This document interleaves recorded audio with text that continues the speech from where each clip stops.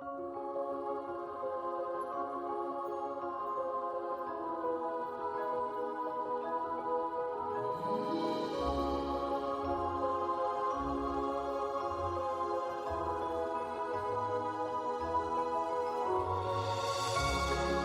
you are listening to Disney Travel Tales, episode number 58. This is a space where you can escape the real world and immerse yourself in someone's recent Disney vacation. I'm Jenny, and today I'm talking with Katie all about her Walt Disney World trip back in September. Katie traveled from the UK with her mom and two cousins, and they were at Walt Disney World during Hurricane Ian. If you've ever wondered what Disney during a hurricane is like, then this is the episode for you. Head over to Instagram and find me at Disney Travel Tales to see pictures from Katie's trip. If you're new, make sure to follow me and send me a message and say hi. Never miss a new episode of the podcast by subscribing to it wherever you are listening right now. The rest of this year is going to be fantastic, and I would hate for you to miss an episode. Finally, I'm starting a new monthly newsletter that I would love to send to you. It will include a calendar of upcoming shows, some behind-the-scenes pictures or videos, tips for traveling to Disney, and any promotions Disney is running at the time. See the show notes for a link to sign up. Okay, so let's get going. Imagine yourself walking into your favorite park. Mine is Epcot, and let's go. So today on the show, I am joined with Katie. I am so excited to talk to Katie. She is my second international guest. She's from the UK. And how are you? I'm really good. Thank you. Really well, thank you. How are you? Doing well. So Katie, why don't you tell us a little bit about yourself and your experience with Disney vacations? Yes, so I'm Katie. Hi. I'm in the UK, like you said. I'm from the Northwest, but I live in London. And in terms of Disney vacations, I was that person who I never went to Disney growing up. I always wanted to. And then when I think I had my first trip when I was maybe 17 or 18. Me and my friends went to Disneyland Paris, because obviously that's quite easy for us to get to. And I just completely fell in love. I think I've lost count of how many times I've been to Disneyland Paris now, quite a few times. And then I had my first trip to Disney World in 2017, and this trip was my third trip to Disney World. And I also did a Disney cruise last year when they did the UK staycation. Yeah. So I've done a fair bit of Disneying. That sounds amazing. A bucket list trip I want to go on is Disneyland Paris. I want to go there so bad. I want to see that beautiful castle. It's so pretty. It's I may be biased, but I think it's the prettiest park. Yeah, well, everyone says it is the prettiest park. So. Yeah, it's so lovely. Well, that is wonderful. So why don't we just do a quick overview of your trip, the dates you were there, and the resorts you stayed in, and who you traveled with. Yeah, so I was really lucky. We did a 2-week trip to Disney World. So we flew on Saturday, September 24th, and flew home on Saturday, the 8th of October. We did a split stay, so we did 8 nights at Coronado Springs, then we did a night at Universal, and then we came back to Disney and did 5 nights at Animal Kingdom Lodge, Kidani Village, in a Savannah view room. Which was that's amazing. Really magical. Yes. Oh my gosh. And if my listeners are familiar with Disney and these dates, you were there during the hurricane. I was. So yeah, we had the hurricane in our first week. I think, obviously, I don't really want to be there during a hurricane, but I think it was one of those things that if it had to happen while we were there, we were in the best place we could have been for it. Yeah, and we were quite lucky, people won't see that I'm doing air quotes, that it kind of happened early on in our trip. So we'd had a few good days, and then we kind of felt like, okay, at least when this is over, we've still got over a week of our trip left. I think if it had happened right at the end of our trip and we knew we felt like we were missing out on more. So yeah, and it was nice you had such a long trip that you still pretty much got to do what you wanted to do even though the hurricane Yeah. disturbed it. But I'm super excited to talk more about that in a little bit. But yeah, let's just start. Ahead. So who traveled with you? Oh, so it was a girls' trip. So I went with my mum, who I've been with once before. In 2019, me and her did a trip for her birthday, which was really lovely. And then this time, I also travelled with my two cousins, who are adults. They're in their 20s. And this was both of their first time to Disney World. It was one of their first time on a flight. So, oh, wow. Yeah. So it was a good one to start with. Oh, that's so exciting. Really okay. So let's just talk about your very first day, your travel day. How was the flights? Did you fly directly to Florida? Yes. So we flew from London Heathrow. So my cousins and my mum, they all kind of live all over the UK. So they traveled down to London the day before.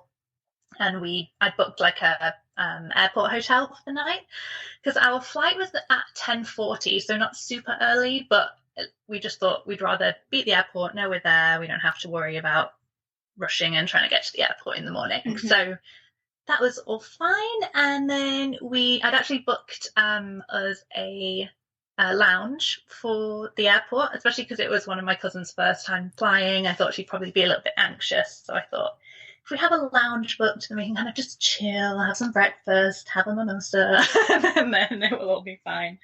But that was all really, really easy. There'd been, I don't know if it was the same in the US, but over the summer, there was kind of some horror stories about the airports and stuff, just with everything. So that made me a little bit nervous, but we were really lucky. Everything's fine.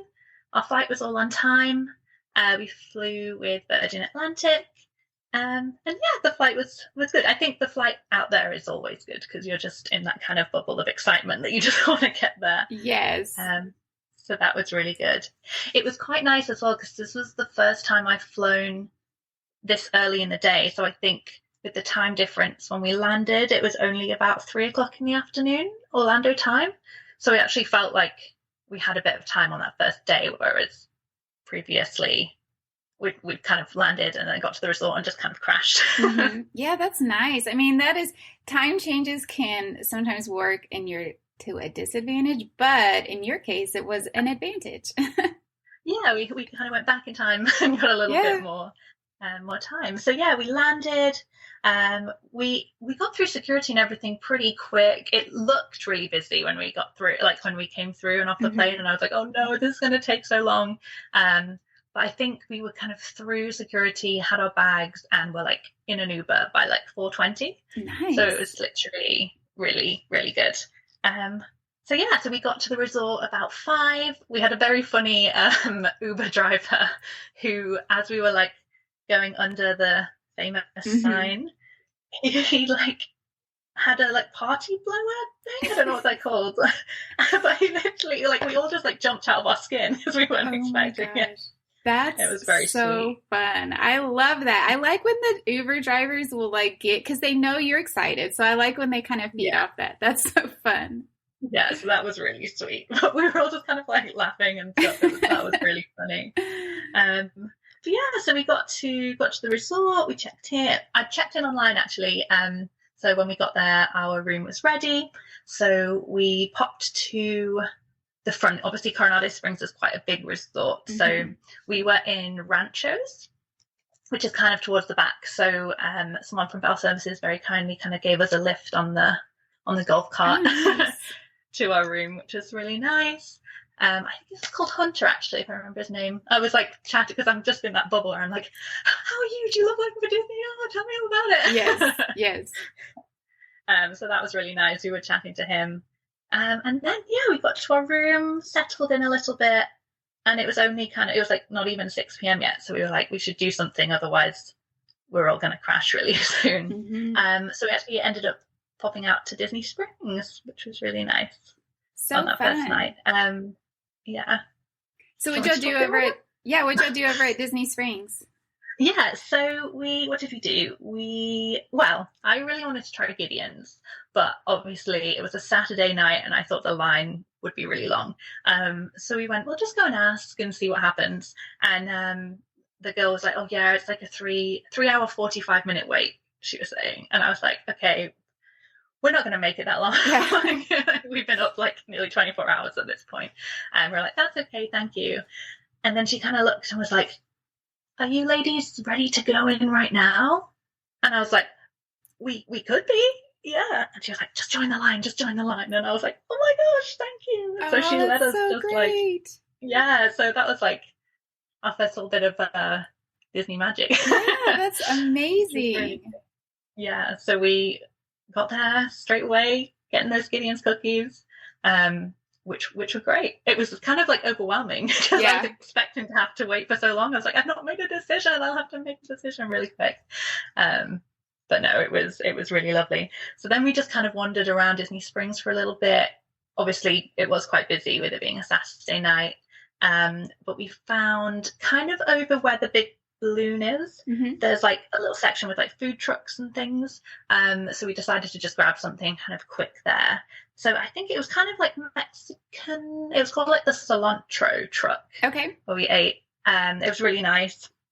What did I have? It was like it was like fried green tomatoes and like a chicken and queso thing. It was really, really lovely. That sounds good. And my mum and my cousins had a Cuban sandwich, and that was our first kind of thing of like realizing we're in America and like we could probably have shared this. The portions were really big.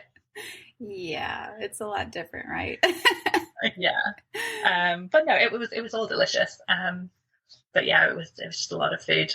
And after that, yeah, we were quite tired. It was probably coming up to about 8:30, so we just headed back to the resort and crashed out because it had been a long day. Yes, that sounds like such a fun day, though. So let's talk about your resort. You stayed at Coronado Springs. What type of room did you book? We just booked a standard room. Okay. So, yeah, I would love to stay in the tower one day. The tower is beautiful, but for what we needed, it was lovely. And I've stayed at Coronado Springs on a previous trip, and I really, really loved it. And I think it was in 2019, so it was just after the tower had opened. Mm-hmm.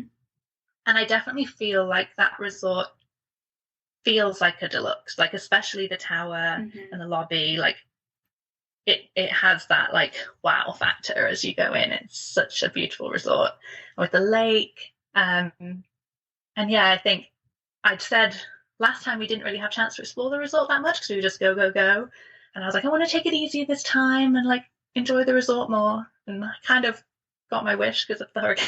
Yeah. But yeah, it was a lovely resort. I definitely recommend it. Yeah, I've talked to a couple of people who stay there and they love it as well. It's a really popular moderate option because you can stay in those standard rooms and the cost is really affordable. Yeah, I think when we booked, it was like the cheapest of the moderate. Yeah. I guess it's because Caribbean Beach has like the Skyliner and stuff. I guess that is the only thing, that it's just buses there. But we were really lucky. We didn't really have any issues with the buses. We did kind of a couple of the days, if we knew we were trying to like rope drop or we were there for Epcot's anniversary, I kind of thought we walked to like the bus stop that I knew was like the first one that it picked up on to try and like beat the system a little bit. But yeah, other than that, we had absolutely no issues. So that's great. Wonderful. Yeah. So for people who are not familiar, Coronado, along with Port Orleans Riverside, and Caribbean Beach, they have an inner bus loop. So not only are you just taking a bus to the park, but you have to go around to different stops because these resorts are so big and pick up guests from different stops in the resort. So yeah, it's like an inner bus loop and then it takes you to the park. So yeah. So yeah, that was great. Well, that is awesome. Okay, so let's talk about your first park day. What park did y'all visit? We did Magic Kingdom for our first day. I feel like you have to. Yeah. Especially if you're the castle. Yeah, especially if you're going with people if it's their first time.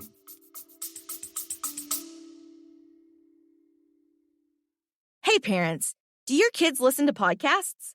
Do they like solving mysteries and flexing their imaginations? Mysteries at Riddleton Elementary is a new children's mystery podcast. your kid can join Billy Bonanza and Susie Sockington on exciting and wacky adventures as they attempt to solve mysteries around their school. Mysteries at Riddleton Elementary is available now on all podcast platforms. Yeah, exactly. Like, I think when so I am like the queen of spreadsheets. I have like I had my spreadsheet, I had the itinerary. And closer to the time that we went, I noticed that they changed some of the park hours, and Animal Kingdom actually had like a really, really early entry, and part of me was like, oh, we could do that because we're going to be so jet lagged, like we'll be up super early anyway. And then I was like, no, we're going to want to do Magic Kingdom on our first day. Yes, for sure. So yeah, we literally got, I think we were at the bus stop at like 6:45 on that first morning. That's awesome. Yeah, but again, because of the jet lag, we were up so early. But I think Extra Magic was at like 7:30 that morning, so it was quite an early start anyway. And we got there and we actually headed straight to Space Mountain, so one of my cousins is not a ride person, and we were like, you'll be fine, like if you can do this, you can do any of them, it's absolutely fine. And I think maybe it was a bad idea taking her on Space Mountain first, because she was a bit like, what is this? But it was really fun. And yeah, we were like, you've done that now, like everything else you'll be absolutely fine. That's so funny. So that was cool. So yeah, was there a long wait? No, at that time it was like literally a walk on. I think it was literally only like 7:30 when we were literally walking on it. That's great. Yeah, so that was really good. And then we got a Joffrey's, and we popped over to Adventureland. We did Jungle Cruise, Pirates, and Big Thunder Mountain, which were all basically a walk on. We'd done all of those by like 8:30 in the morning. That's amazing, because Jungle Cruise, that line gets so long. Yeah, I'd been kind of keeping an eye on like the wait times, because Jungle Cruise is one of my favorites. I love it. And I was like, oh no, because obviously this was our first trip since like having no more fast passes and stuff. So we didn't have Genie Plus, because with the UK tickets you could, like at the time of booking, you were able to like add it to your booking. Okay. But we decided not to do that. We were just going to risk it. And I think for the most part, we were fine. We were quite lucky. So yeah, that was amazing. We walked around to like Gaston's Tavern and had a cinnamon bun and a LeFou's brew for breakfast. We were going to go to try and do Splash, but it hadn't opened yet, so I think they were having some sort of issue.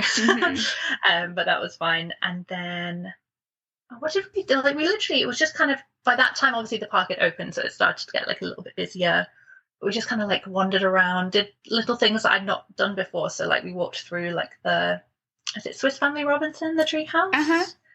So that was really sweet. We got some pot stickers, listened to the Dapper Dans.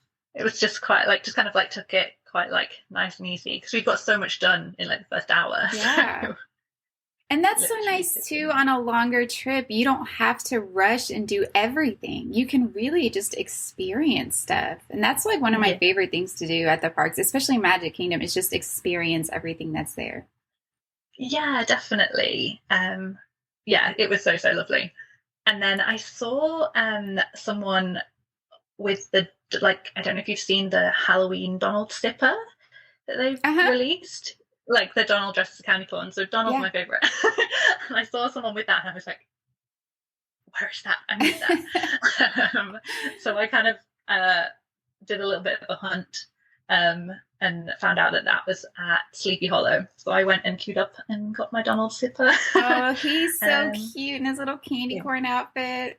Yeah, he's so cute. I've got him in on the shelf in the living room. Oh, that's so nice. I love it. Yeah, he's so sweet. And we kind of decided, like, by that time it was probably only like maybe 11 a.m. but we felt like we'd been there for hours and hours and got loads done. So we kind of leisurely strolled out of the park, had a look in some of the shops on the way out, and saw the first of like the 50th cavalcades that were coming down. So that was really nice. And then what did we do? We ended up we were like, it got quite busy by that point, but we obviously didn't want to like leave the magic because we felt like we'd only just got there. So we ended up jumping on a boat over to Polynesian and just had like a little explore around there and kind of just took all that in as well. So it was like, yeah, it was like a really productive morning. That's so nice. And I think a lot of people don't even realize you can visit any of the resorts. So if you need, especially at Magic Kingdom, if you need a break, just hop on a boat to one of those deluxe resorts and they're fun to just walk around. Yeah, definitely. Like I think on my first trip, I didn't know that you could do that. Like I never would have thought to do that. Whereas now I like to like plan that little bit of time like into my trip. Oh, absolutely. Yeah. And it's nice just to get a feel of maybe what resorts you'd like to stay at next time. For sure. Yeah. Definitely. So we then, because it was still quite early in the day, we knew at some point in our trip we wanted to visit the character warehouse, the outlets. So we thought we'll do that like early on before we buy anything in the parks, just in case. Yeah. So we Ubered over to the outlets and spent a couple of hours there. We did the character warehouse. It was quite busy. We ended up having to wait kind of like half an hour just to get into the store. We were kind of joking that like that was the thing we'd waited for the longest on our trip so far. We were like, we didn't wait this long for like Big Thunder Mountain, but we're waiting to get into a shop. That's funny. So yeah, that was nice. And we just grabbed some lunch at the food court there, and then we headed back to the resort and just kind of relaxed for a little while, still kind of adjusting to the time difference, and then headed back out to Epcot for the evening. Oh, nice. Which was really nice. So yeah, so we had from the UK we get I think our tickets just automatically are like park hopper tickets. Oh, that's cool. Yeah, so that's nice. So you kind of don't have to worry too much about that. Yeah. So yeah, it was about 6:30, I think, when we headed out to Epcot. We just kind of walked onto Spaceship Earth because there was no wait, so we did that. It did kind of, it didn't like fully break down, but it stopped for a little while as you were kind of like, as you're turning to come back down to Earth. And for a minute I was like, oh, are you gonna get evacuated? Yeah. Because that's kind of like a bucket list thing to get. Oh yeah, that's a big thing. But sadly we didn't get evacuated. It started working again. So yeah, and then we walked around to Club Cool because they've changed. Obviously that's all changed since I was last there. That was fun. They were out of Beverly, unfortunately, so I couldn't. I was going to try and get my cousins to try that. They wouldn't have known what it was. Oh, that's unfortunate. Yeah, and we just kind of started walking around World Showcase. We got a margarita from Mexico, and then we tried a little bit of food and wine. We tried the paneer cheese from the India booth, which is really lovely. And then we kind of just got a spot kind of in, is it China or Japan, where they have the big kind of archway? Japan, yes.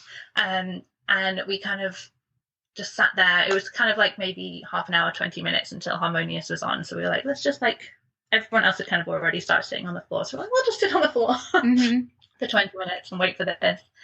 And then we watched Harmonious, which was really lovely.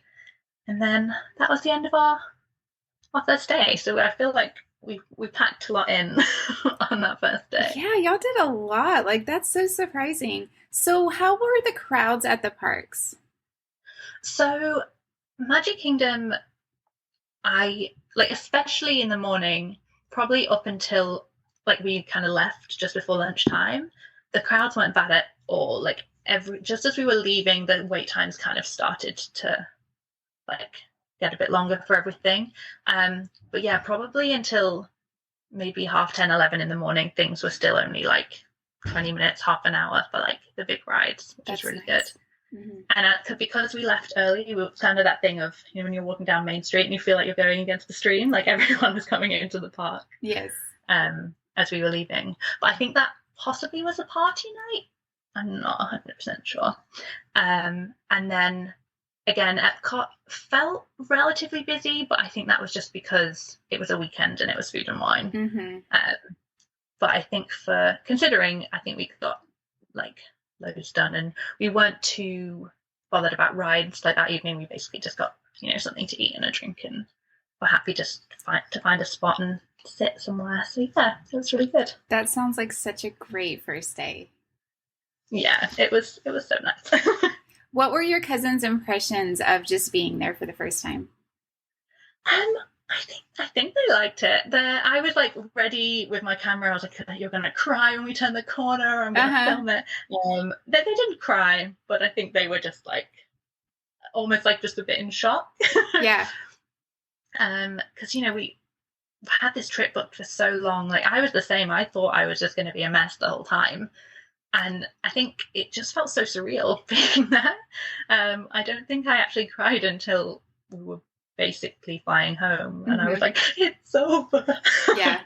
And it like sunk in that we'd actually even been there. Because I think we were just running on adrenaline. But no, I think, first impressions, they liked it. I hope so. Yeah, that's so great. I love going with first timers. Just because it is magical and it's fun to share the magic. Yeah, definitely. It was so nice. And just like the little things, because I think they were kind of like, obviously I'd kind of told them about stuff that you can do, but I think for the most part they were kind of like, oh, it's just a theme park. There's like the rides and this and that. And I was like, but it's so much more than the rides. Yes. It's like the atmosphere and like the magic that you feel when you're there. 100%. Okay, so let's just move into your second park day. What park did y'all visit? So we did Animal Kingdom on our second day, which is my favorite park. I love Animal Kingdom. Yeah, it's so good. So we headed there again. It was another early morning. So we arrived at the park at 7:15 for the 7:30 early extra magic. We headed straight to Everest, which was a walk on at that time. I think literally the train we were on, there was only 2 other people on the train. Gosh. Wow, that's so fun. So what my cousin, who doesn't really like rides, she sat out of that one. I think because you can see it rather than like, obviously Space Mountain is in the mountains, so you don't know. So we managed to get her on that one. But yeah, with Everest, she was kind of like, I'll sit and wait for you here. Yeah. which is fair enough. And then I realized that we were like, oh, let's go ride it again. And then I realized that I'd left my ears. I had like my mini ears. I'd left them in the train. So obviously I was just so excited. I'd kind of got out and I was like, no. So we just kind of like hung out at the exit there and just waited for our train to come around again. And got my ears back, which is good. Nice. And then we headed over to Dinosaur, so that was a walk on. And then we headed over to the safari for when that opened at 8. That was saying like a 20-minute wait at that time. And I think it was pretty accurate. I think we waited about 20 minutes. And we had a lovely driver. I just think they're so knowledgeable. I feel like every time you go on a safari, you learn something new. And it's a different experience. Oh, it is. I feel like people should do it every single time they go to the parks. And I am always amazed by how much these drivers know. Yeah, it's amazing. Yeah, it's fantastic. So that, I think that would be like one of my dream jobs if I did work at Disney. But if that ever happened, I'd be a safari driver. So then we grabbed some breakfast at, the name of the place has completely escaped me, but it is opposite Tusker House. It's the place that does the big Mickey cinnamon roll. I want to say Tamu, but I could be wrong. That sounds right. Yeah. So we got like a sausage and egg muff. It was a biscuit, actually. I love biscuits. We don't have them in the UK. And like a really nice croissant, and we basically got like one of each of the things on the breakfast menu and like just shared them all, so that was really lovely. And then we popped into the Lion King show. The first one of the day was at 10 a.m, so we were in that area, so we were like, let's just go and watch that, which was lovely. And then we walked kind of along the kind of back way to like past Tusker House into Pandora.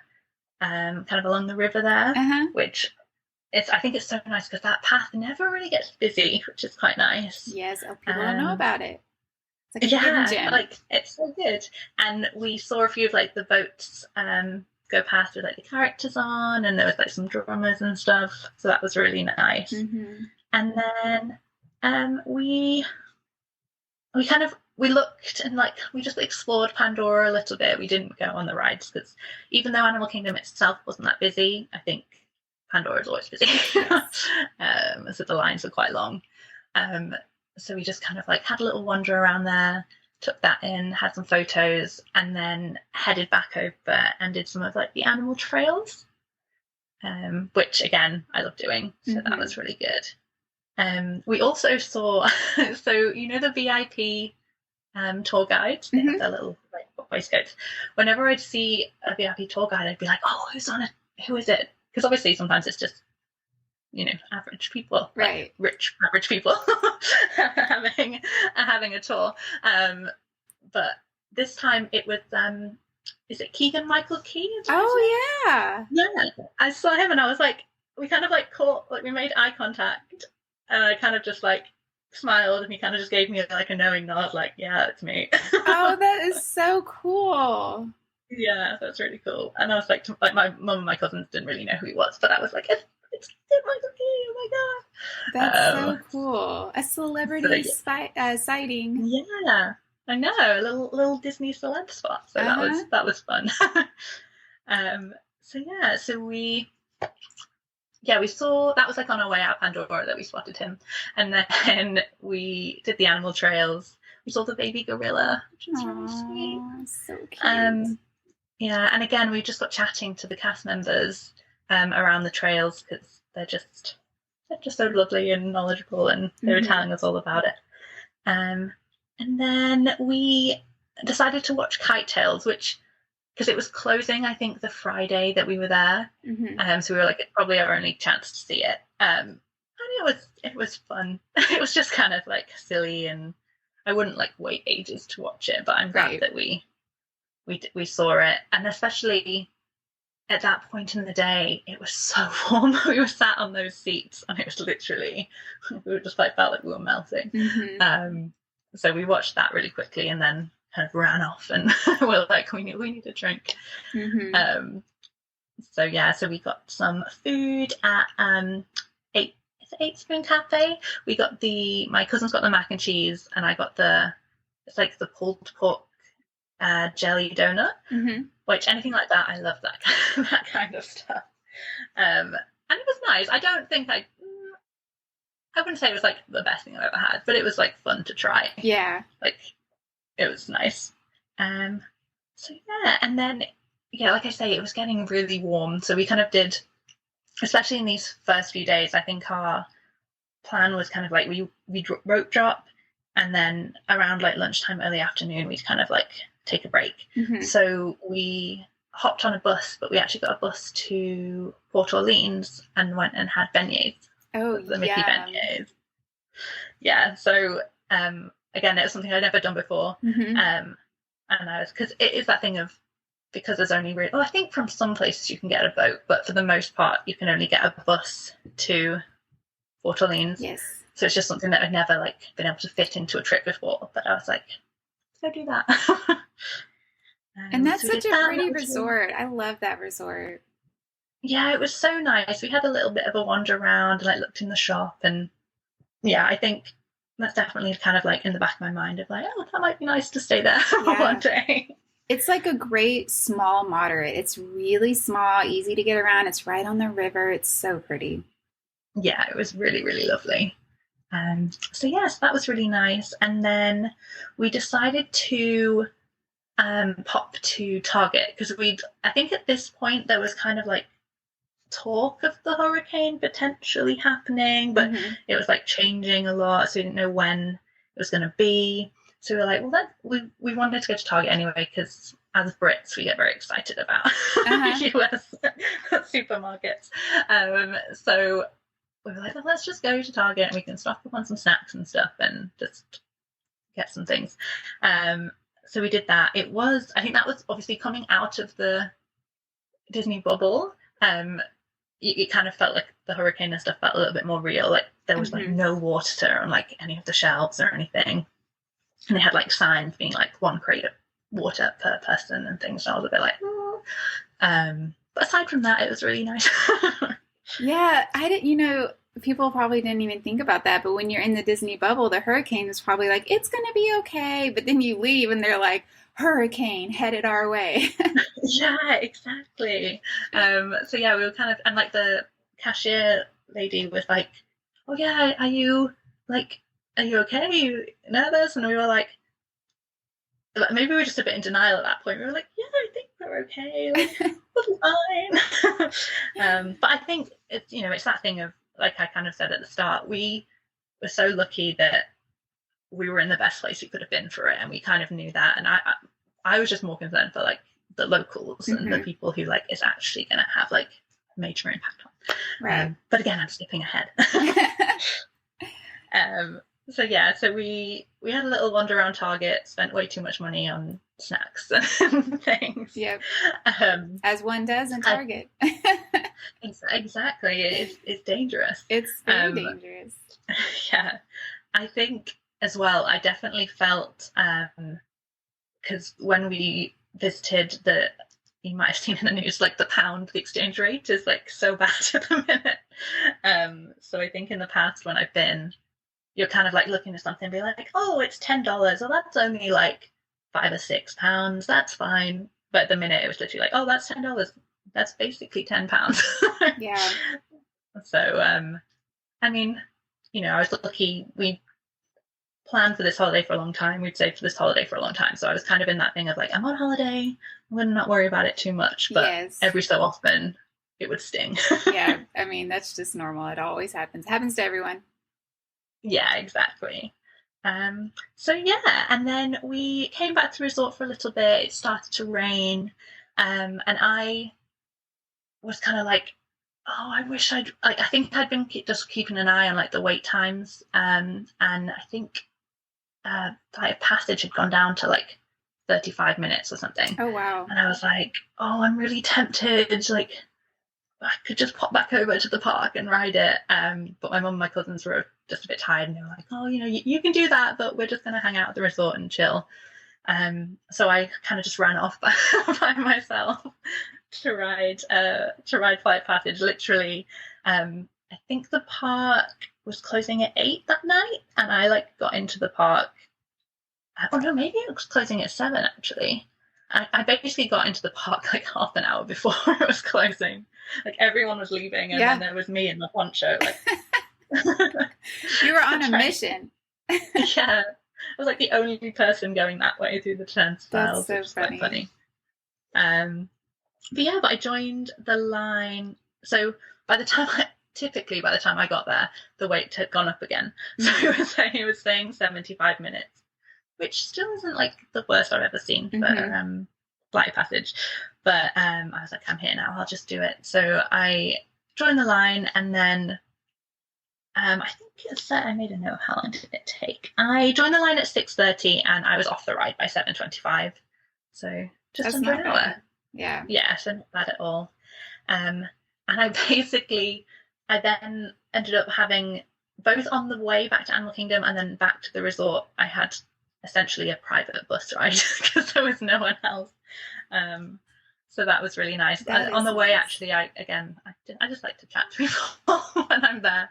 So I had a lovely talk with the bus driver. I like sat up front with her and was like asking her about how long she'd worked at Disney, and she was talking about the hurricanes and telling me how she'd worked for another one and stuff. So yeah, that was really nice. And then I got home. Everyone else was like already in bed, just like watching TV. And that was day 2. That sounds like a great day too. Oh my gosh. I love that you went back to the park. That's such a move I would do. It's like you have to maximize every opportunity. Exactly. I think that is the thing. And obviously we didn't know at that point what the situation with the hurricane would be, but I was like, if I'm potentially going to be missing out on time, I need to like get every minute that I can. Okay, so let's just move into your next park day. Yeah. So day 3 was Hollywood Studios. So we aimed for early entry. We got there about 8 a.m. And it was really busy, like getting into the park. Mm-hmm. So we got into the park at about 8:20, and I mobile ordered Woody's lunchbox while we'd been on the bus. So we had that for, I think, when the park technically opened, I think at like 9. Mm-hmm. So we headed in, and Mickey and Minnie's Runaway. I can't say it. Runaway. A tongue twister. Yeah. That was saying a 20-minute wait, so we just got straight in line for that one. That was such a sweet ride. That was new since I'd last been, mm-hmm. So that was everyone's first time on that one, which was really sweet. And I think we actually only waited 10 minutes for that as well, so that wasn't bad at all. Nice. And then we just kind of like wandered. I definitely feel like from our park day so far, this felt the busiest. Mm-hmm. Like straight away from opening, it was like, this is going to be busy today. Mm-hmm.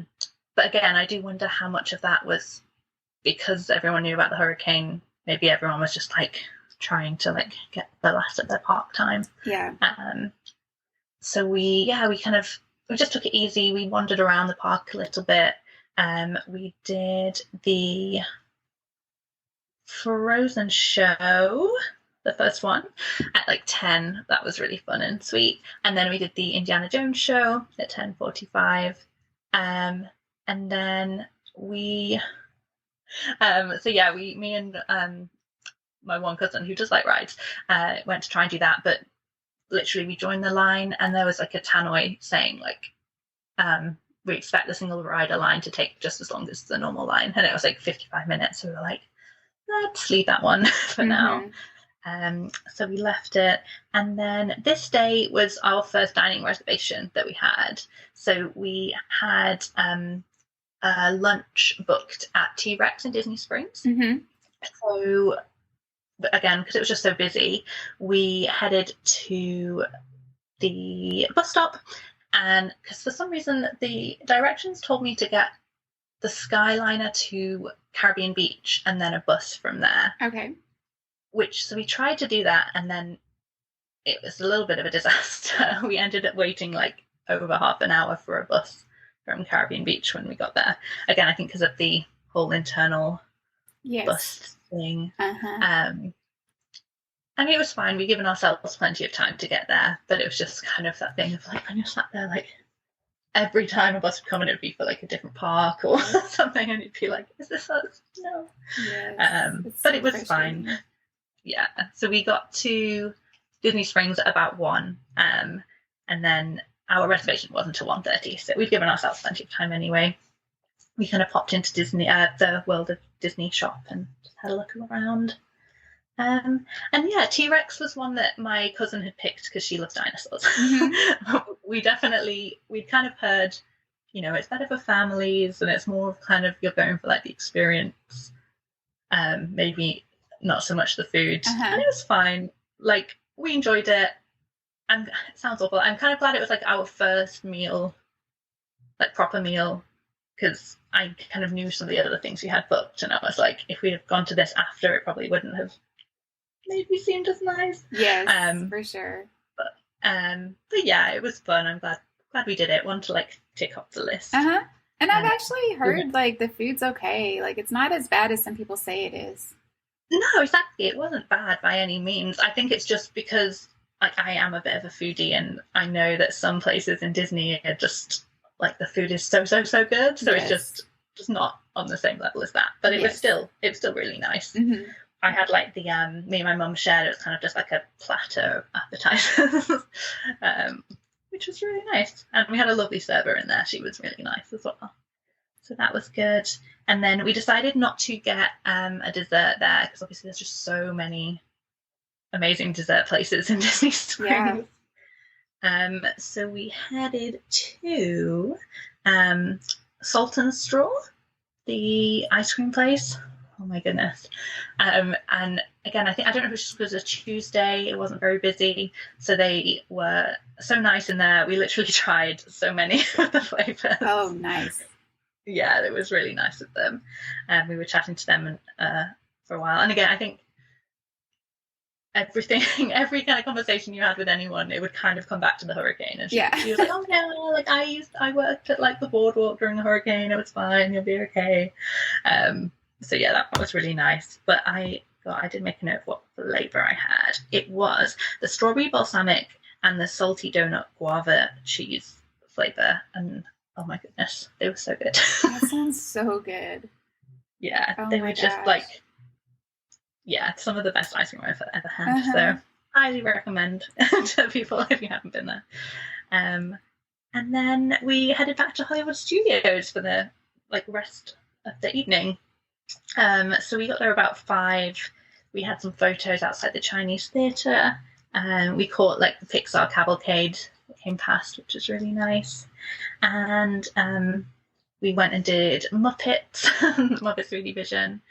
That was when, like, I think the hurricane started to feel a bit more real, because we were in the kind of waiting area for Muppets, and everybody got the like weather warning alert on your phone. And we were all like, what's going on? Because obviously living in the UK, we don't really ever have weather warning alerts anyway. Yeah. So we didn't really know what it was, and it was just a bit, it was just a little bit of a strange feeling, because you're like in Disney, and then like it happened, and then everyone was just like, okay, so coming to Muppets, like it's fine. Yes, that's so crazy. That's such a strange situation, because you have no idea what to expect. No, exactly. And at that point, it was like a little bit rainy, but nothing out of the ordinary. Mm-hmm. And you could just kind of see, like, as we were walking around the park, there were people, like cast members, like zip tying like all of the umbrellas and like moving anything that wasn't literally like clamped down to the floor, like on the side and stuff. So they were definitely like prepping for it, but at the same time, everything was just going on as normal. So that is it was a little bit surreal. Yeah. But yeah, so we headed to Ogres. We had a reservation at Ogres that evening, which was really fun. That was at like 6:45, and that was really nice. I love it in there. I just wish that all the tables had seats. I don't know why they didn't make the tables with seats. Like even they could have made like bar stool seats. Yeah, exactly. I just think, especially when you're doing Disney, you get sore feet. You do a lot of walking. Yeah. So yeah, it was really nice. But I just feel like, because I have been before where we were a really big group and we did get a table, and I feel like that experience, you just feel like you can just relax a little bit more. You're not kind of like, oh, excuse me, sorry, because you constantly got like people trying to get through. Yeah. But it was still really nice. I tried the it was the one that had tequila in. I basically did like a margarita crawl of Disney World this trip. Across like the 2 weeks that I was there. I was like, anywhere that was serving a margarita, I was like, oh, I'll have one of those. So that was really nice. One of my cousins had kind of an alcohol-free one that had like the boba balls in, which is really cute. And then my mum had the Jedi mind trick, which I think is like blue. And then my other cousin had the fuzzy tauntaun. I don't know if I'm saying that right. Yep. Sorry to any Star Wars fans.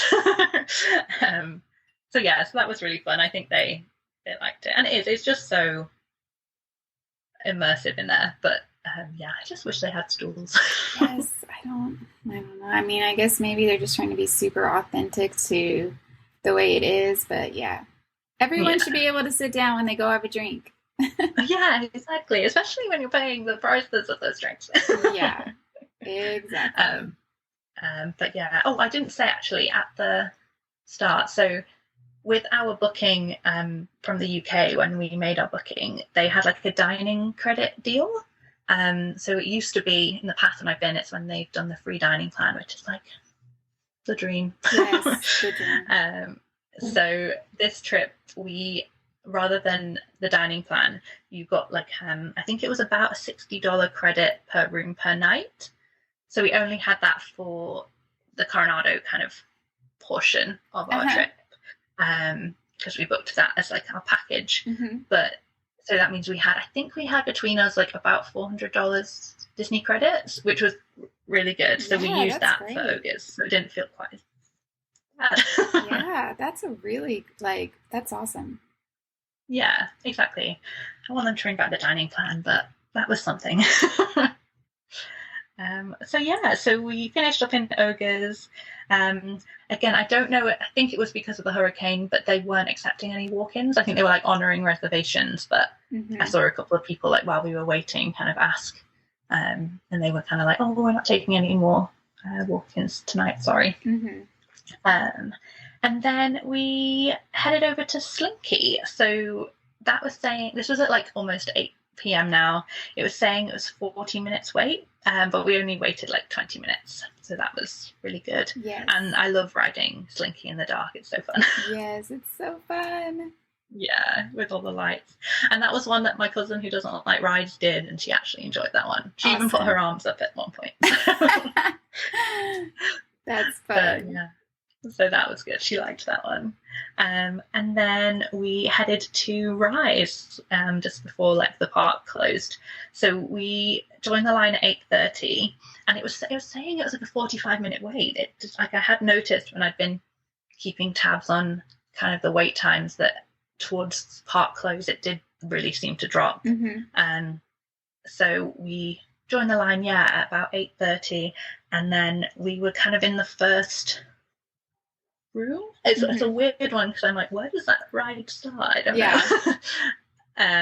But yeah, the first section we were in there by 9, so that's not really bad at all. No, and again that was a new one. I think when we went in November 2019, and so I think we missed the opening of Rise by like a couple of weeks. Oh no. So I've been, and for the most part I've stayed spoiler free, so it was really amazing to like ride it with very few spoilers. So that was really good. Yeah, that's impressive. I'm impressed that you stayed spoiler free. Yeah, I'll watch vlogs and stuff, and I'll see like the room full of stormtroopers, and I'll just be like, no, like, skip. Yes. So it was, that was, and it literally, it's so immersive. And I was like, afterwards I was like trying to work out how they did bits of it, and I was like, I don't understand like how they did this. It's so clever. It's amazing. It's such a great ride. I think everyone should ride it, even if you're not a Star Wars fan, because it is amazing. Yeah, definitely. That's the thing. My cousins aren't really into Star Wars, but I kind of said to them, I was like, even if you're not a Star Wars fan, like Galaxy's Edge in general is just amazing. And they all said that. They were like, the attention to detail is like crazy. Yeah, it's impressive. Yeah, it was really good. And that was a very good way to end day 3. So, I mean, the next couple of days, I don't have too much to say. So this is when the hurricane happened. It was Wednesday the 28th. So we got back to the resort that night on Tuesday and saw that they were going to close the park for the 2 days, so the Wednesday and the Thursday.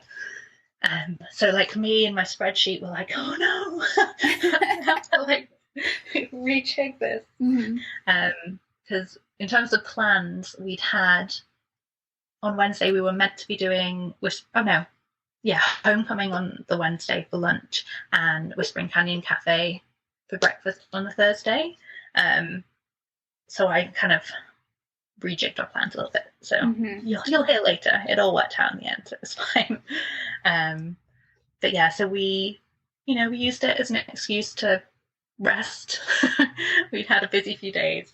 So we kind of just had a lie in that morning, hung out in bed for a little bit.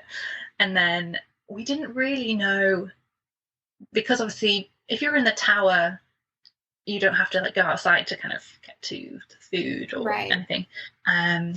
But we didn't know what we were like allowed to do being in one of the kind of like outside buildings. But there hadn't been any kind of, we hadn't heard anything. And we kind of it got to like lunchtime and we saw and like heard people walking past the room. So we were like, okay. And at that point, I don't even think it was raining. I think it was just a little bit windy. So we're like, well, let's go explore and see what's going on. So we headed to the main building and saw that they were basically the quick service were offering, they were doing like their normal food, but they were also offering kind of like lunch and breakfast boxes that were really good value. I guess they know you're kind of stuck there, so they can't charge you as much. But I was like, this is like the best value meal you'll ever get in Disney World. Yeah. That's actually really nice, because they could have gone the opposite way and just really charged people a lot. So it's nice that they were being considerate. Yeah, definitely. So we decided to do that. There was a big queue, obviously, because everyone in the whole resort didn't have anywhere else we could go.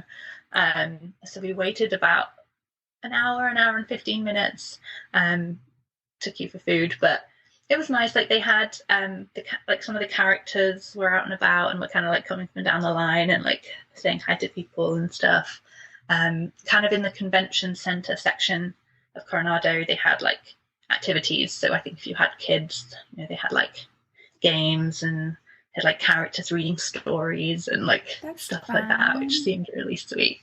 And again, like despite everything, everyone there was obviously that kind of like, what's the word, like atmosphere under everything, but for the most part, like all the cast members and everything were amazing and just trying to like keep people's spirits up and stuff, which is really nice. That is nice. So yeah. So were the main restaurants closed at the resort? So on that Thursday, so Three Bridges, which is the one that's like in the lake, that closed. So obviously it's by the water. The like pool bar and the one like down, like the bar down by the lake were closed. Rick's was still open, but just honouring like reservations that people already had. They weren't like letting kind of they weren't taking walk-ins or new reservations. And then the Dahlia Lounge was actually doing like a buffet, so they weren't doing their normal like, so that's like a signature restaurant, I think, normally. So they were just doing like a walk-up buffet. And again, I think it was like $20 per person. We didn't end up doing it just because it was really, really busy. But I would have liked to have tried that. We got speaking to someone actually in like the lifts the next day, and they were saying that they'd been there the night before and it was really lovely and they were going to go back that day. So nice. That's good. So yeah, but for the most part, your only option was the quick service or the Dahlia Lounge upstairs. So yeah, and I think because we'd been to Target as well, we were like, you know, we're not going to waste away. We've got plenty of snacks. We still had like Gideon's cookies left over and things. So we kind of just took it as an excuse of like, yeah, let's rest, have some downtime, recuperate after a busy couple of days. The only thing that happened was our TV started like, it wasn't connecting. Like it just wasn't working basically. And I felt really bad because I was like, is it hurricane related or is it just our TV? Right. And I didn't, obviously, you know, I didn't want someone coming out to fix our TV when it's dangerous. So I kind of, at this point, because you were still able to like go out and about, I like just kind of walked along outside our room and I could see like kind of through people's windows that they were watching TV. And I was like, hey, well, I don't think it's everyone. I think it's just us. Yeah. So we called up to the lobby and we just let them know. But I was like, completely appreciate it is like bottom of your list of priorities. Like, do not worry. But they were really lovely and had someone come out and fix it for us. So at least we had something to do. Yeah, because I mean, you could do your phone, but yeah, sometimes you just want to watch TV. Yeah, exactly. Like we were like streaming Disney Plus and stuff. We were saying, because obviously Hocus Pocus 2 came out on the Friday, and I was like, oh, if only they could like let us have it a day early when we could. Like, right. But no, so that was, yeah, it was fine. And then at about kind of evening time, at some point that evening, we kind of just got a notification on the TV kind of just saying like from 9 p.m. Please don't leave your room, because I think it was like the worst of the hurricane was kind of expected overnight. So yeah, we just knuckled down and hung out. And I don't know if it's just because of where we were in the resort and like our space in the building, but other than like a bit of wind, we were really lucky. Like you know, it wasn't like we could hear rain all night or anything. Like we were quite lucky where we were. That's good. And yeah, and even in the morning, like I kind of opened the curtain expecting, like not knowing what to expect. And there was, like, I was thinking like, oh, there's gonna be water like everywhere. There's gonna be like an alligator like waiting outside our room. And, we were really lucky. So we got the next day. Again, we were like not sure if we were allowed to leave or not. But by that point, there wasn't any rain or anything. So we waited until, I think, again, we basically just waited until we heard other people walking around, and we were like, okay, we can go now. Yeah. So yeah, we did that, and then kind of just went and explored, walked to the lobby just to get some fresh air, and it was like there was kind of debris, and there was quite like a few of the paths were flooded. But overall, like, it didn't look like anything too bad had happened as a result. But again, who knows? Disney are very good at like magically making those things kind of like go away. It's kind of impressive the way they take care of things. Yeah, it was. So it was just a really, really chill day.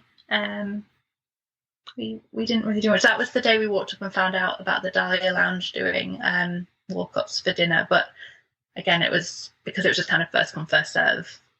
We tried to go back later, but it was like a 2-hour wait, and we were like, it's fine, we'll just eat the snacks we have in our room. Yeah. Okay. But yeah, so we literally, it still just feels like a bit of a blur that day. But yeah, we just watched movies. We watched like the news for a little while, but it just kind of got a bit sad after a little while. So we were like, we just put Disney Plus on instead. Yeah, that's understandable. And yeah, obviously seeing the news and stuff, we're very, very lucky and very grateful that we were all fine. And and then that evening they kind of had announced the plan to like reopen the parks. So they were saying that it was going to be like a staggered opening the next day. Okay. So I don't think they were letting people make new park reservations. So we had Epcot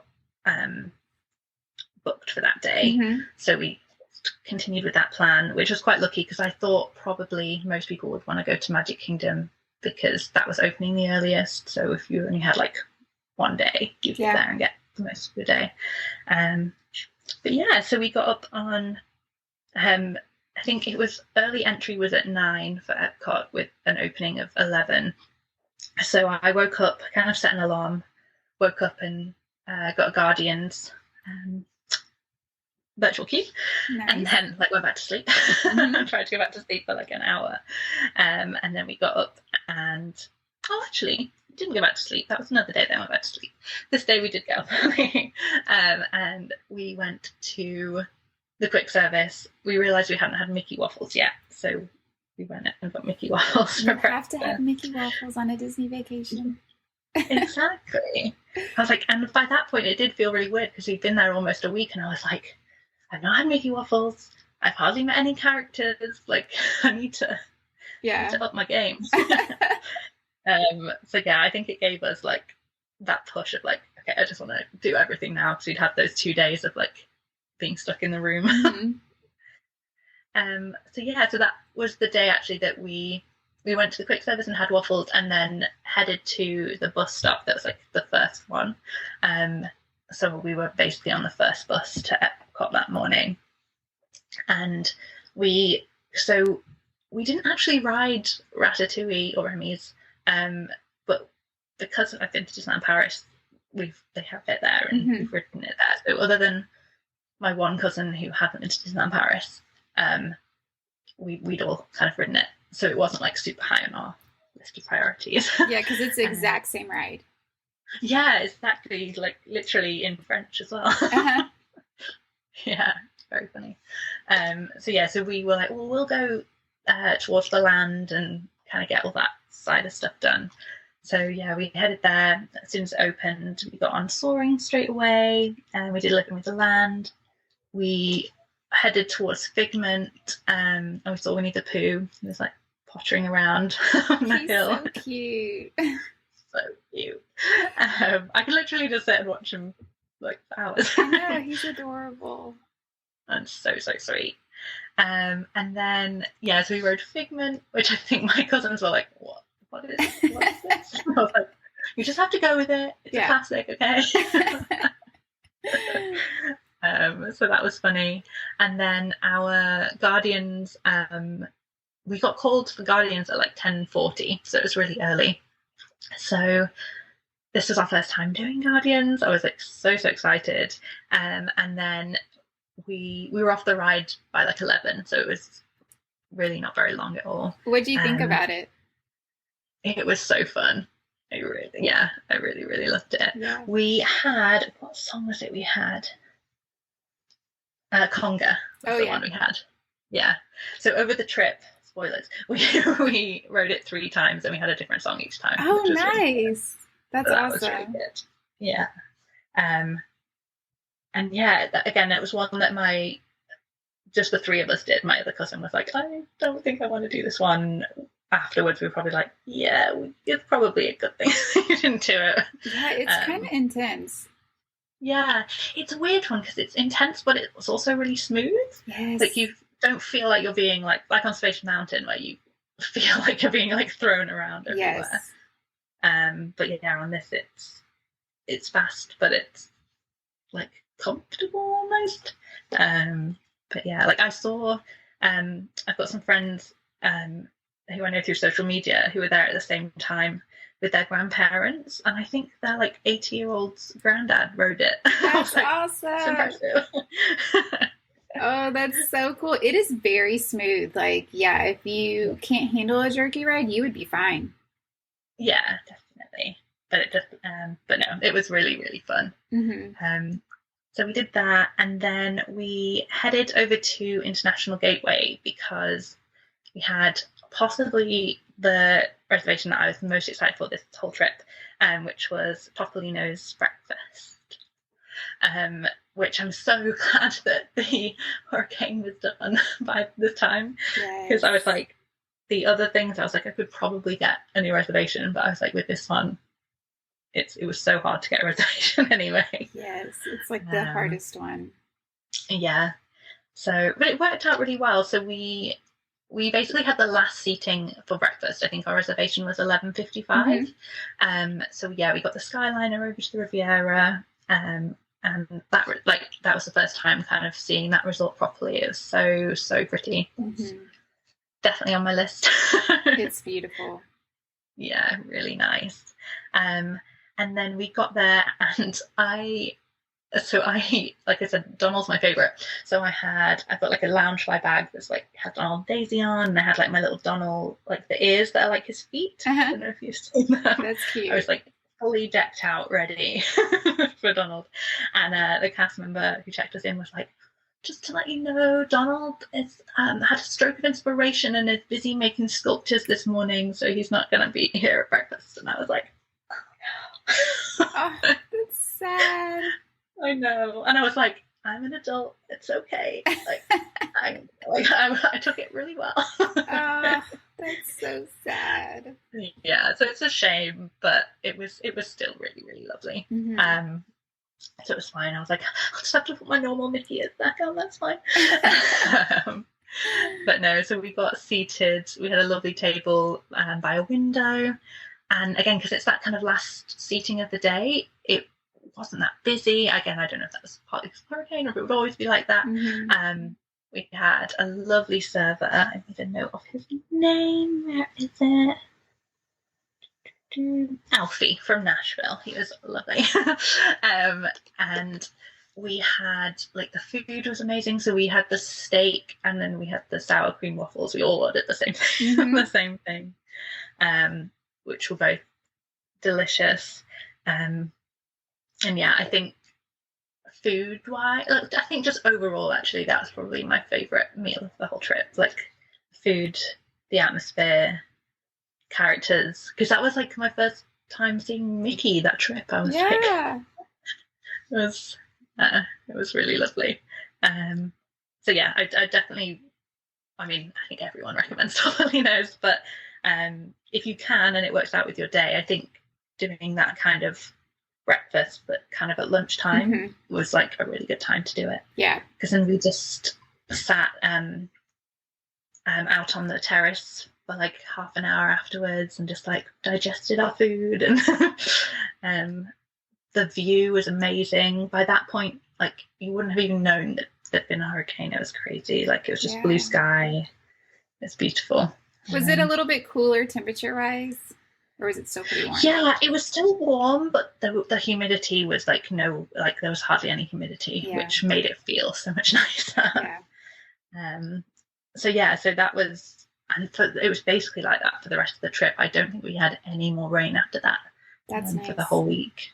So kind of the hurricane like blew all of the rain and the humidity away. That was really lovely. And then we decided to get the bus to Animal Kingdom after that, because that was the park that was opening the latest that day. Okay. So I was trying to be like strategic and be like, well, people won't, because it closes the earliest as well. I was like, maybe people won't go there because it's not open as long. So we went there and we kind of got there around 2. We headed straight to meet Mickey and Minnie again in their little safari outfits, which was really sweet. I think that was like a 20 or 25-minute wait, and it kind of was what it said on the tin. It was fine, and it was a really nice meet. They didn't have what's the word? Voted pass. Oh, they did. Voted pass person in there. I'm not sure why. It's not the end of the world, but I wonder, especially being right after the hurricane, if some of the cast members couldn't come back to work right away. Yeah, that's what I thought it probably was. But yeah, they had cast members in there who were really lovely, and they took some pictures on our phone for us and stuff. So that was really nice. And then we headed over to Dino Land. We played some of like the games. I really wanted the like special animal, because they're like, you can only win those like plush toys. You can't buy them. They're so cute. And so I asked the cast member, I was like, which is like the easiest one to win? So she said there's the mammoth game, which is kind of like the one where you race. You like roll the balls. And she was like, well, if you only play with like 2 people, then one of you will win. So she was like, if you can get it when there's like no one else wanting to play, then you're kind of, one of you is guaranteed to win. Oh, that's good advice. Like, okay. And because it wasn't that busy, we didn't have a problem doing that. So we kind of basically paid like $12 each to win this dino, which was really sweet. And that was fun. And they're really, really cute. So I was going to try and lean over and get the dinosaur shoe, but I'm sure you've seen.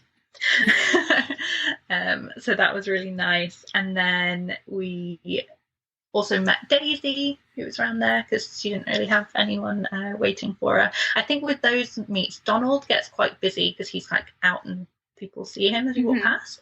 But with Daisy and Chip and Dale, because they're kind of like hidden away, I think if you don't know that they're there, you're not just going to accidentally walk past them. Yeah. So we basically just like walked straight up to Daisy and met her, which was really, really cute. That's fun.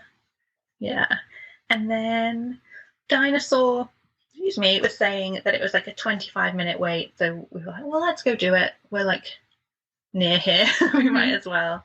And we joined the line at like 3:15 and we're on the ride at like 3:30. So again, it was slightly less of a wait, which was nice. And then by this point, my cousins were kind of like, we're a bit tired. We might head back to the resort for a bit. But I think me and my mum were like, we don't want to leave. So they headed back and we stayed for a little while, and we headed over to Flight of Passage. So this is when it was saying it was a 35-minute wait, which at like, I think it was like 4 o'clock in the afternoon. Like it wasn't really close to closing. Yeah. So we were like, let's just do it. So we joined the line and it was pretty much a 35-minute wait. So that's awesome. Really good. Yeah, it was so good. And that ride, like, It's so good. I love it. And this was actually I'm wearing glasses. This is the first trip that I've been on since wearing glasses. So I was like a bit unsure. I was like, oh, is it gonna work? Like, do I take my glasses off? And I put the like 3D glasses over my glasses. And the time I rode it earlier in the trip, I took my glasses off, and it was fine. Like fine, obviously just not quite as high definition as it should have been. Yeah. And then this time I tried it over my glasses, and it was fine. So that's a good tip. Yeah, any glasses wearers out there, you can pop them on. So that was really good. And then it was really kind of quiet in the parks. So we joined the Nomad Lounge wait list. I'd never been to Nomad Lounge before, but it was one that I'd always wanted to try. So we kind of just like, I think it was saying it was going to be like a half an hour wait. So we kind of just leisurely strolled down there. We walked past the kind of near where the Starbucks is. There's like a DVC umbrella station.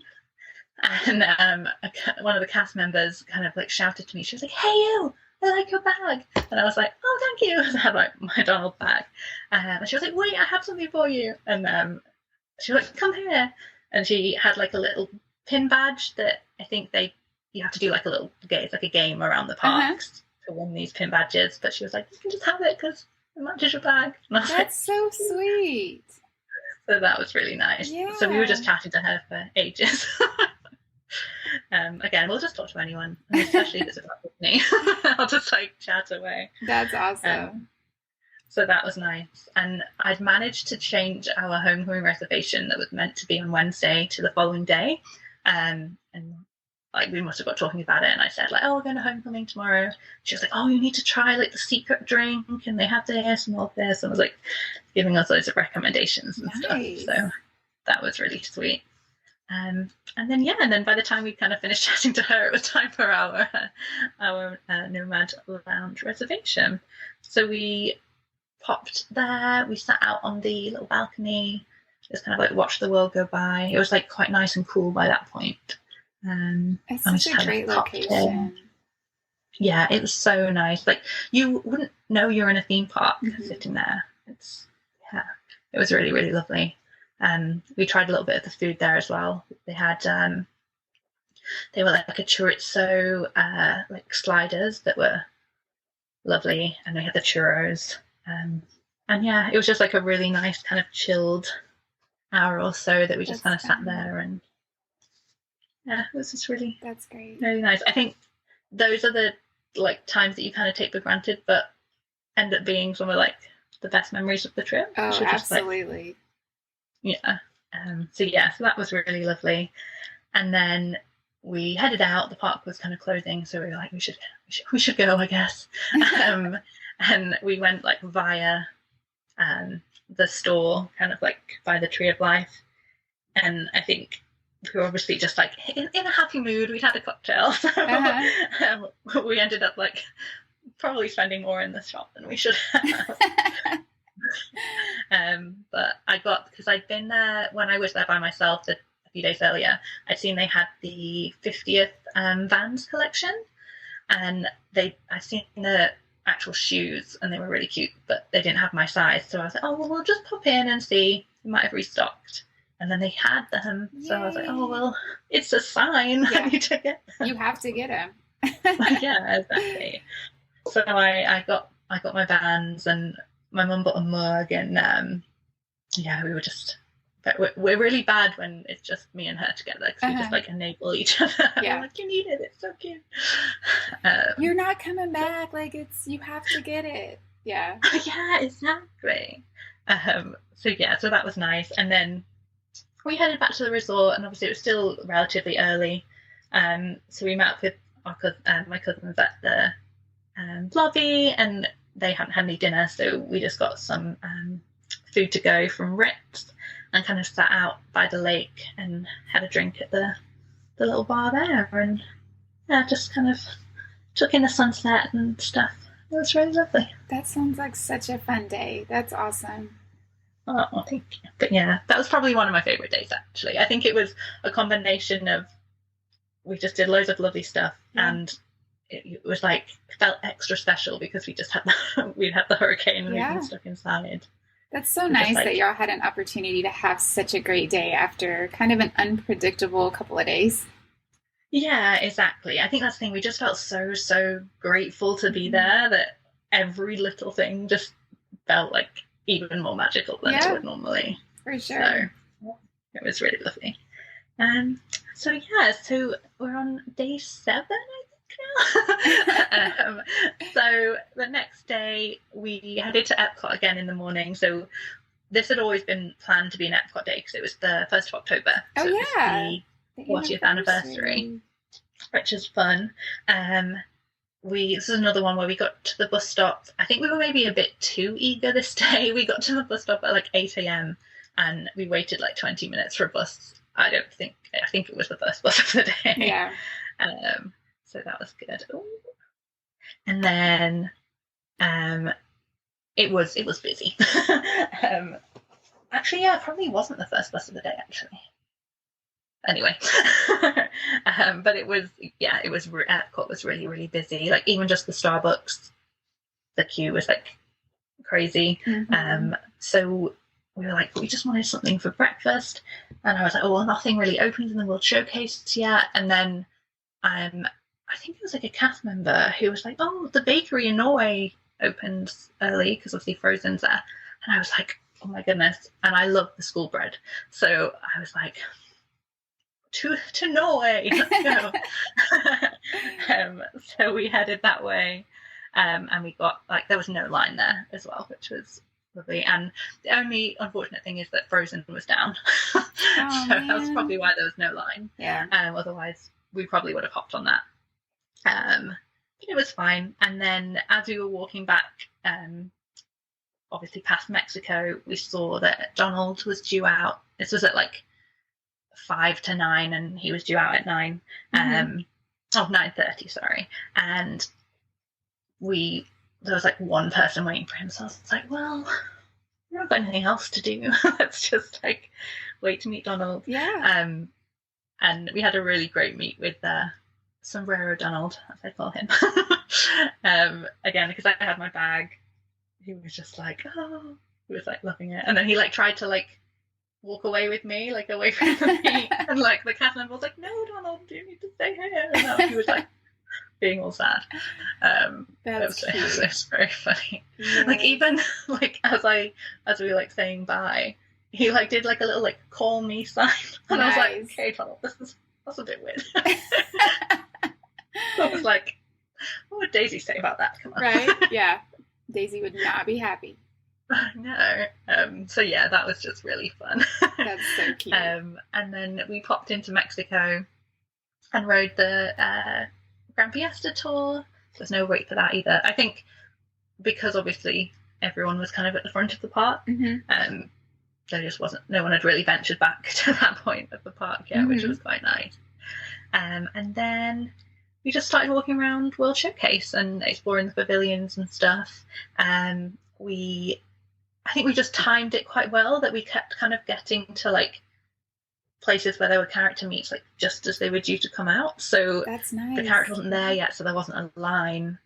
But like a cast member would be like we walked past China and a cast member was like, oh, Mulan's going to be in there in like 3 minutes, and we're like, okay. So we were just like go in, and that's fabulous.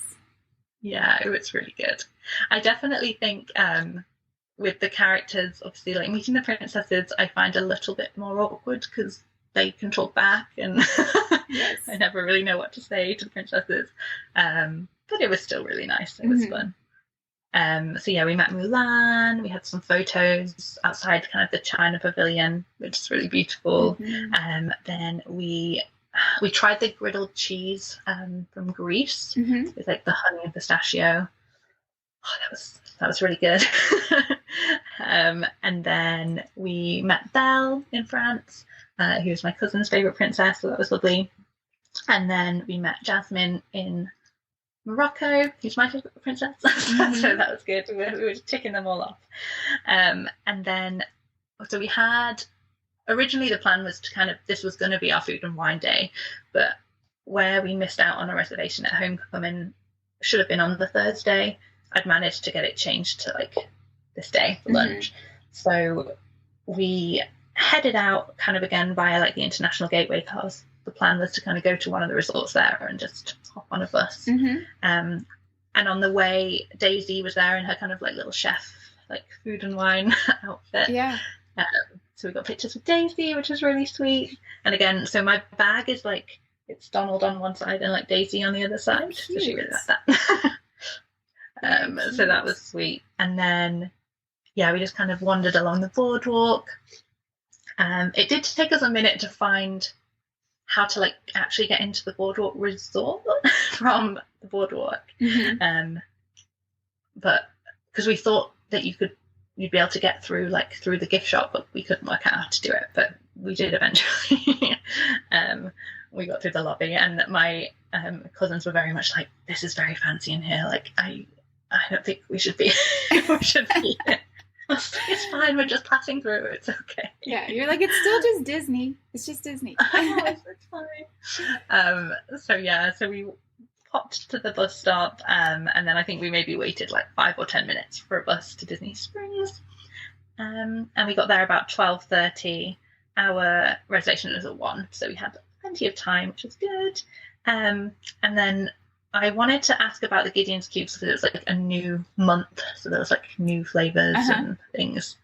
But she was saying it was like a 4-hour wait. Oh my gosh. So I was like, I was like, I don't think we'll be here. But our other thing we found is, because obviously we have a UK phone number, she was like, oh, it won't work. So if you just like set a timer on your phone for 4 hours and like come back after 4 hours, then that's fine.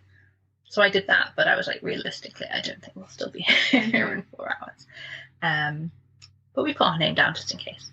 And then we went to Homecoming, which is another, like, it's one of like my must-dos for Disney. It's, yeah. Like on our last trip in 2019, we did it twice because I love it that much. And we had a lovely server called Jill. She was really sweet. I ordered the chicken thigh biscuits. It's technically an appetizer.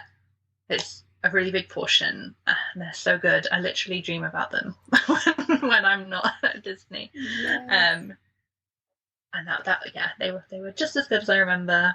And my mum and my cousins really enjoyed this meal as well. My cousin had the chicken burger, and she said it was like the best chicken burger she's ever had. So I think, yeah, this one, I'm glad we were able to do it, and we were able to kind of like change our plans a little bit and get a new reservation. I've always wanted to eat there. I've never had the chance to, but the food just looks so fabulous. Oh man.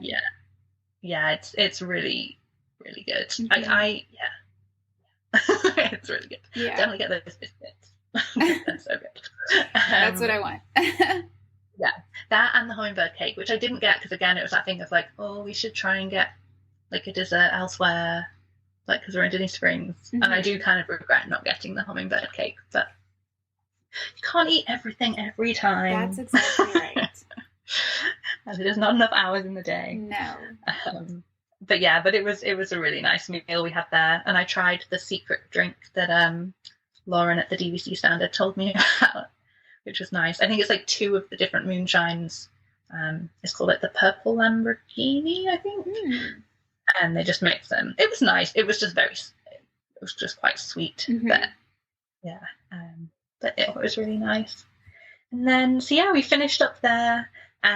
We went to Everglazed, the donuts place, to get donuts, which were huge. They were literally huge. Like, there's like the size of your head. Yeah. We got, between us, I think we got like a s'mores one, a cinnamon crunch, like a cinnamon toast crunch one, and they were really good. And then we kind of had to head back to Epcot because our boarding group had been called, the Guardians again. And we had these donuts and we hadn't eaten them all. And we're like, we're going to have to carry these around all day now. So we did end up going back to our resort to drop them off, and then literally going back to Epcot, which is probably a bit of a roundabout way. It means you didn't have to carry it all day. So There you go. Yeah. Yeah. So we got back to the park. We were in line for Guardians at like 4:15. I had spoke to a cast member because I think we technically got called at like 2, but they were saying that you can basically come any time after your thing has been called. So I just don't think they like shout about that you can do that. You just can't come before, but you can come anytime after. Yeah.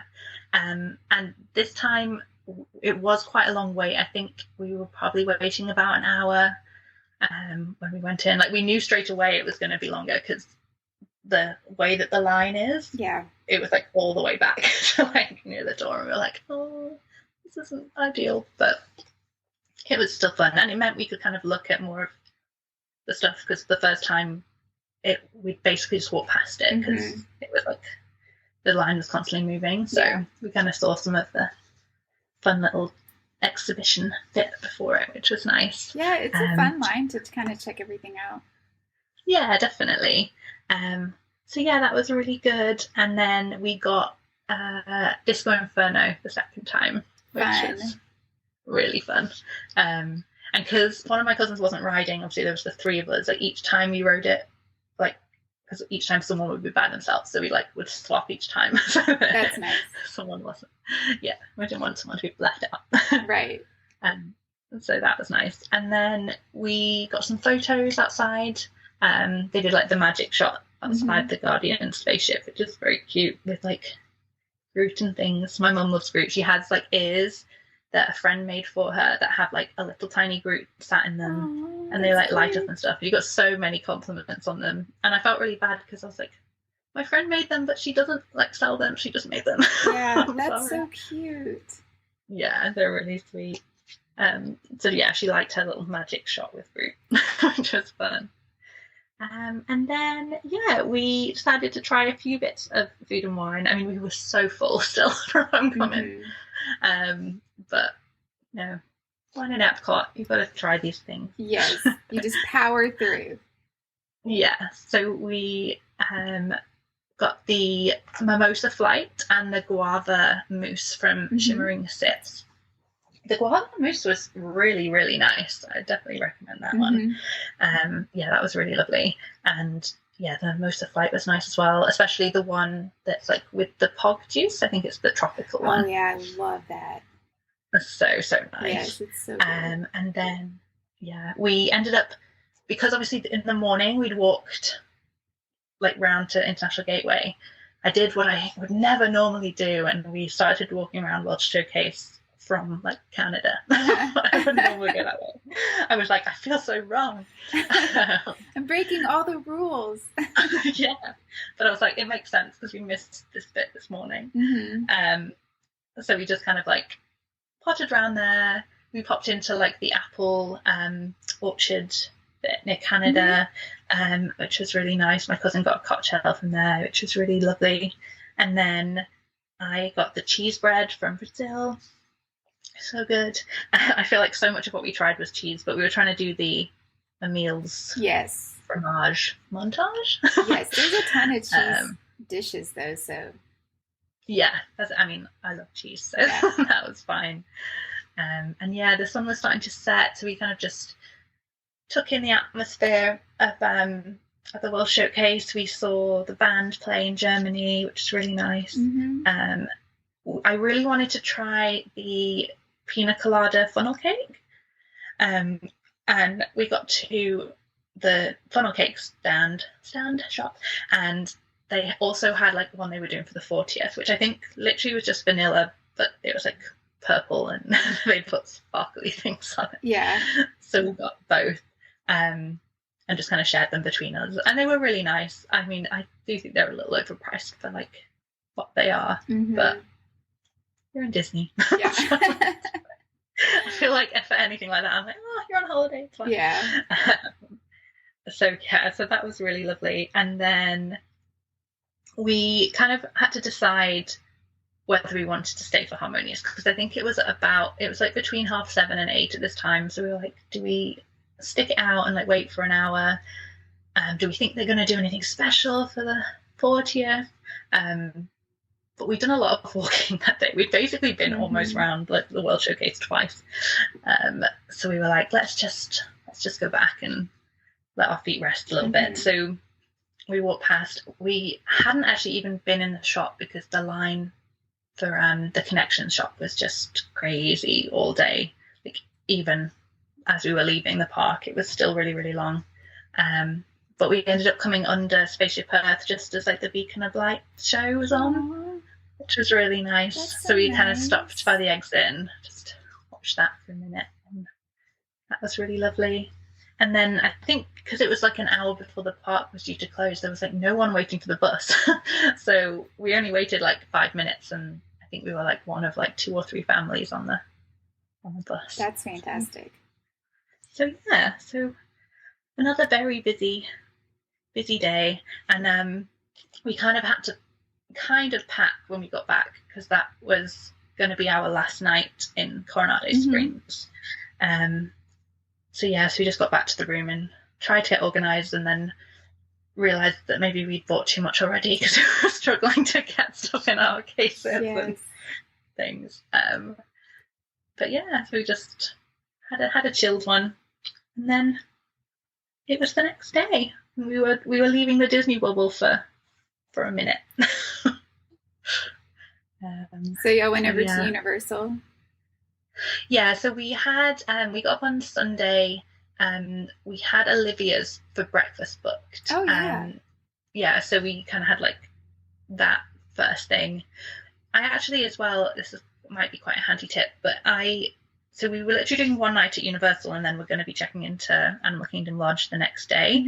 And I just asked the question at File Services. I was like, because I know normally if you were going straight to a Disney resort, you could transfer your bags. And I was like, we're staying at a Disney resort tomorrow.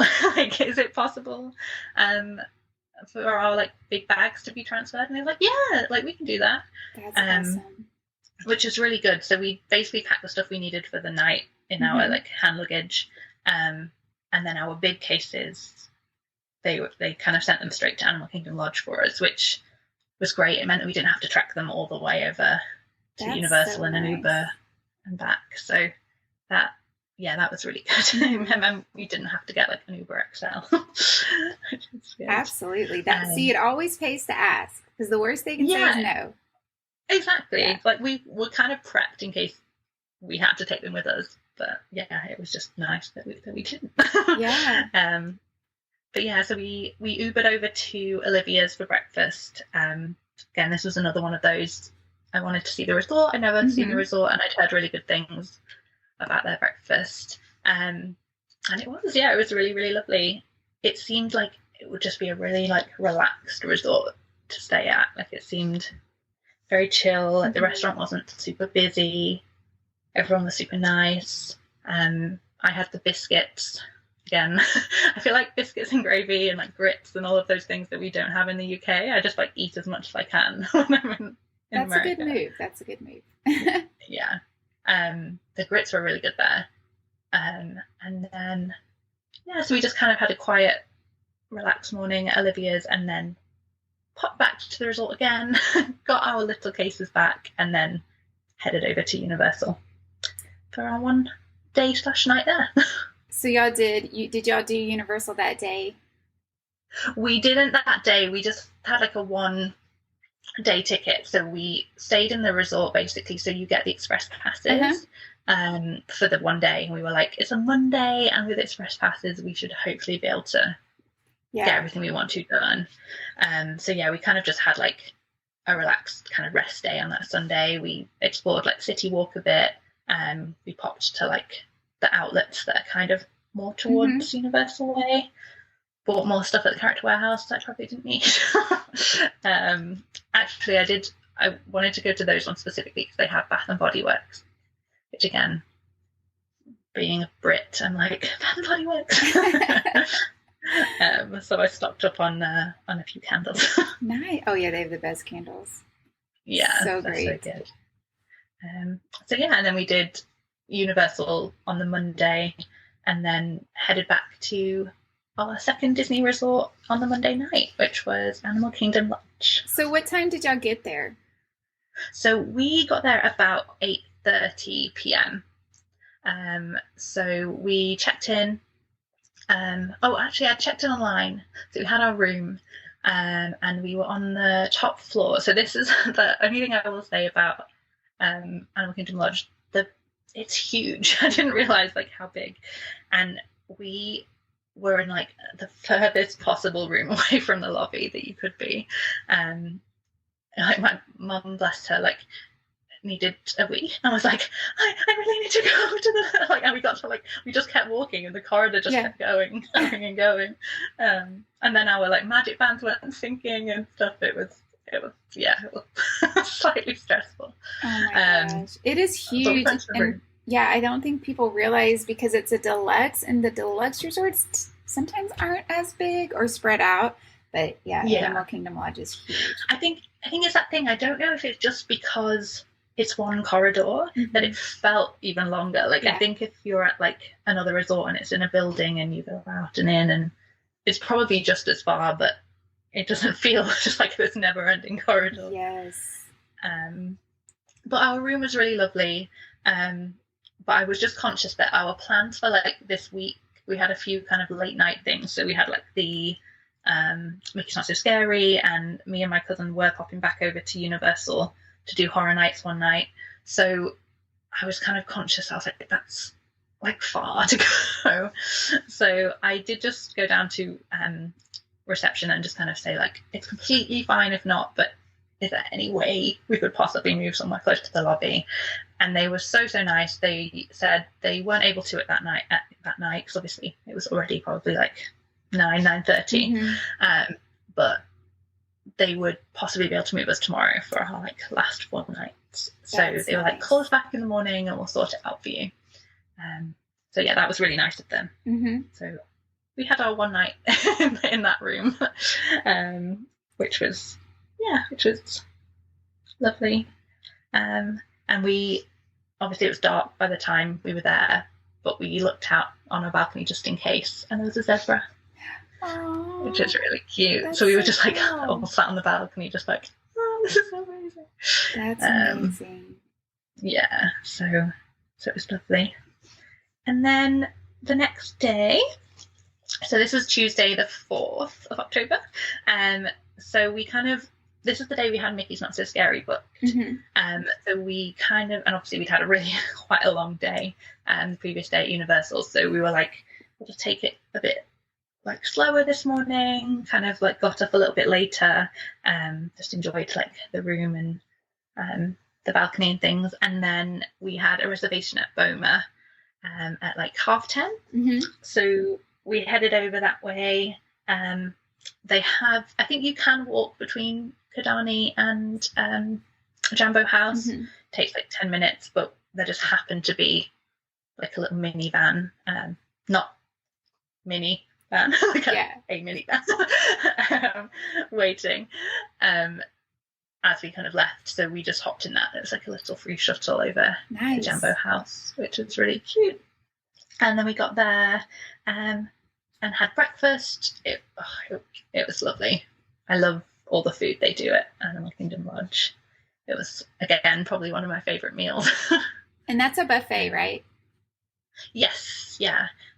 So they have like carved ham and like all different like vegetable. They have like asparagus and like grilled tomatoes, and then they have all of the pastries and pancakes and waffles, and they do like a bread pudding with like caramel sauce that was amazing. Oh, that sounds so good. Yeah, it's so good. And I think it's really good for, I think some people are like, oh, I'm not, if you're like not a particularly like adventurous eater, it's got enough stuff that you could still enjoy it. But then it does have those like little extra things that if you want to try something a little bit different. So they have like your standard scrambled eggs, but then they'll have like scrambled eggs with like spinach and feta and all lovely things mixed in. That sounds so good. Yeah, so it was really, really nice. And again, I think because it was a slightly later breakfast, it was quite busy when we got there, but by the time we'd kind of been there maybe 20 minutes, half an hour, it was like starting to quiet down. Yeah. So that was really good. That sounds lovely. Yeah. So that was good. And then we got the bus to Magic Kingdom and decided to kind of do a little kind of loop of the monorail resort. So we got to the Contemporary. I really wanted to try, well, I wanted my mum to try the peanut butter pie from Contemporary Cafe, because she loves anything peanut butter. And when we'd been last time, they didn't have it, I think, because it was like, I think Frozen 2 was coming out, so they had like some sort of special Frozen 2 dessert instead. So I was like, I know it's back now, so we need to go and try that. So we did that, and then we... Did you like it? Yes, it was really nice. Awesome. Yeah, it was really good. And I think even if you're not like super into peanut butter, you'd like it. I feel like it's a good balance of like peanut butter and chocolate. Nice. So that was nice. And then we hopped over to the Grand Floridian because I really wanted to try the Black Flame candle cake that they put, because I'm a sucker for anything cute themed kind of dessert that I can take a photo of. So yeah, we just kind of looked around the Grand Floridian as well for a little while. It's so nice in there. Like they had the pianist, and I'm a big Muppets fan, and like he started playing Rainbow Connection, and there was like a little girl dancing, and I was just like, oh my gosh, this is so magical. That resort is gorgeous. Yeah, it's so pretty. So that was really nice. And then we decided to head back to the resort and like freshen up before heading back out to the party that night. I didn't eat the cake, the Black Flame candle cake, because I was like, oh, I'm going to take it back and like eat it later. It did not do well in the sun. We ended up, I think we just missed a bus back to the resort, so we waited about 20 minutes, and the candle was just kind of like slowly sliding, because it's all like different layers. It was like the cake, you know, in Sleeping Beauty, where it's like so yeah, that was a shame. But it still tasted really good, so it was fine. So we headed back to Animal Kingdom Lodge and like just freshened up. We didn't do like costumes as such for the party. We kind of just wore like Halloween-y type things. I'd got us all like the matching pumpkin ears, so we had those. So that was quite sweet. But I love the party. I love seeing people, like the effort that some people go to with their costumes. I know, and to travel with those costumes, that's what's so impressive to me. Yeah, definitely. Because that's what I was thinking. I was like, I don't want anything that's going to take up space in my case. Yeah. So that was really fun. So we got there probably around like 5:00. It was really busy again because it's kind of people were leaving and people were arriving. So we just went and rode the People Mover. We're like, let's just get away. Yeah. And then we had our second celeb spot of the trip. Yeah. I saw someone in like a VIP waistcoat, and it was Jojo Siwa. Is that what she's called? Yeah. And I was like, again, she's not like super. I feel like people know, probably like the younger generation know her more, but like to my cousins I was like, it's Jojo Siwa, and she was like, who? And then I like messaged like my boyfriend's little brother, and he was like, oh my gosh. So that was quite fun. And then we kind of just potted around for a little bit, kind of waited for the crowds to like die down a bit. And I feel like the party was so fun, but I genuinely feel like it just passes you by in a blur, because it's just, even though it's like 5 hours, it's not, like 4 or 5 hours, but it just goes. It goes so by quickly, so fast. Yeah. So we kind of caught the 50th cavalcade kind of at like 6 before the park like officially closed. And then as soon as like you were able to like officially do party things, we kind of started heading to Storybook Circus. So again, I wanted to meet Donald so in his pumpkin outfit. So we joined that line like just before 7, and they didn't start meeting until 7. So we probably were out of there by like 7:30. So it was Donald, Daisy, and Minnie. You kind of met them all like one after the other, which was really cute. Yeah, they are so cute. Yeah, I love that little Halloween outfits. So that was really sweet.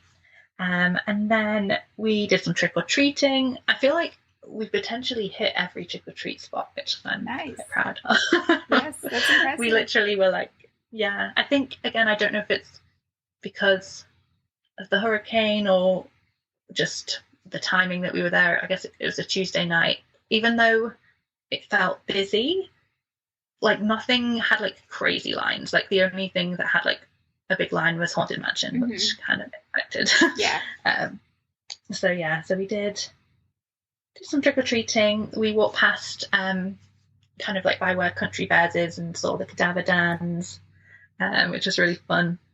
And then by that point it was kind of around 8:30, so we were like, this is probably a good spot to watch the parade. So we kind of like claimed our spot there. We managed to find like a spot that was like behind the bin or trash can. Yes, that's a good spot. So then, yeah, because then we were like, well, no one can stand in front of us. Yeah. So that was good. So my mum and one of my cousins kind of kept that spot for us, and I ran to Pecco's Bills because I really wanted to try the corn cake again because it's cute and themed. So I grabbed us some like chips and queso as well from there, and then the cake was really good. Like it's definitely one to share. Yes, very stodgy, but very cute. And it is really good. Like I was pleasantly surprised how good it was. Yeah, it was really nice. So yeah, we had that, and then the parade started. And again, I think we've been so lucky with the weather. There was just like no rain or anything. So we, the Headless Horseman was out. My friend had been there the week before, and she had, I think it must have been the Tuesday night before the hurricane, and her party basically was just a washout. I felt so bad. So yeah, I think we were really lucky with the day that we chose. Yes. Because everything just was nice and easy, and it was a little bit cooler in the evening and stuff. Nice. So yeah, so that was really good. And yeah, we were quite like strategic with it, that we kind of just did everything in order as we like went around the park. So like we finished watching the parade, we kind of walked around past like Pirates, and then got to like the outside the castle for kind of like 9. Oh wait, it's just before the fireworks, basically. About 15 minutes before the fireworks. I got a really good spot, so we watched the fireworks, and then it would have been 10. Gosh, this is what I mean about the time just go like flying when you're at the party. Yes. So we watched the fireworks, and then we stayed kind of where we were and like moved a little bit more forward to watch the 10:45 Hocus Pocus show. So then after that we headed, like, again, it was then gone like 11, and we were like, we only have like an hour left of the party, like how's this happened?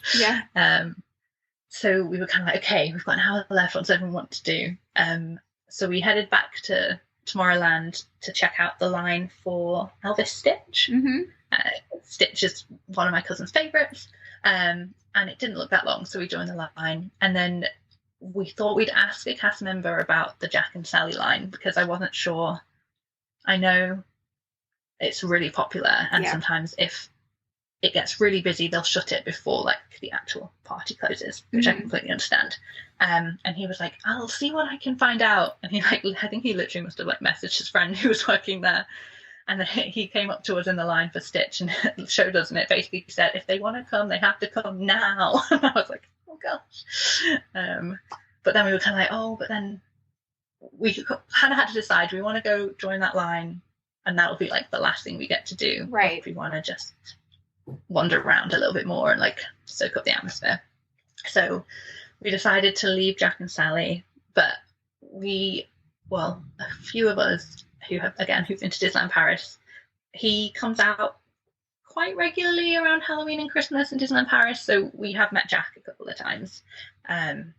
So again, it was one of those, it would have been nice to see them, but we kind of were like, let's do things that we can't do elsewhere. Right. So we kind of watched a little bit of the Monsters Inc. party, which was very cute, and then kind of just walked around, did a bit more trick-or-treating. By this point, especially towards the back of the park, was like really quiet, so they were being very generous with their handfuls of candy. Yes. At the trick-or-treating place.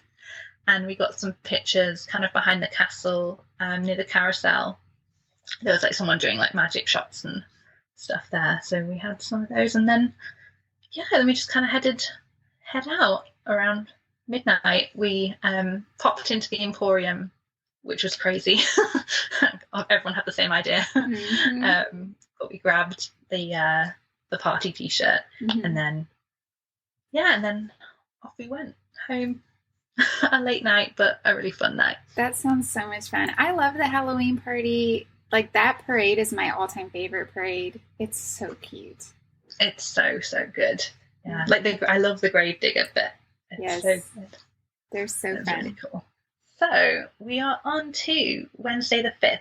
So this, I just kind of call this my food and wine day, which we were expecting to do on. So this was our food and wine day. So this was the day where I set my alarm for 6:55, got a Guardian's virtual line, and then went back to sleep for an hour. And then we weren't too fussed about riding things this day, so we were kind of like, we can get to the parks a little bit later and just kind of go with the flow.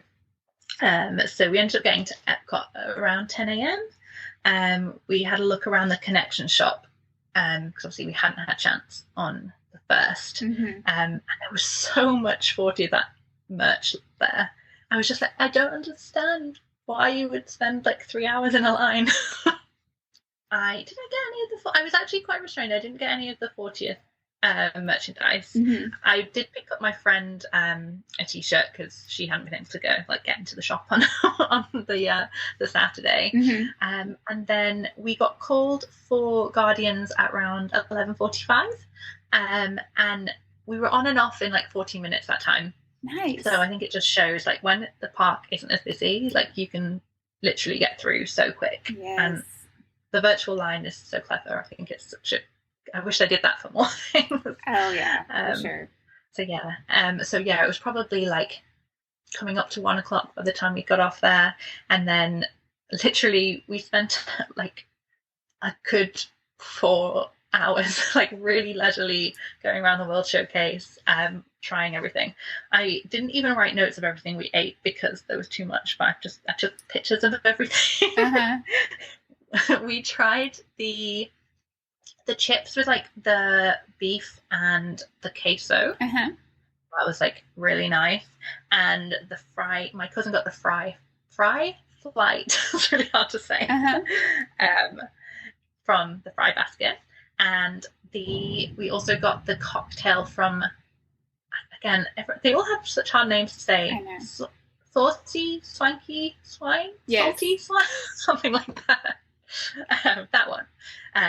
The cocktail from there was really, really nice.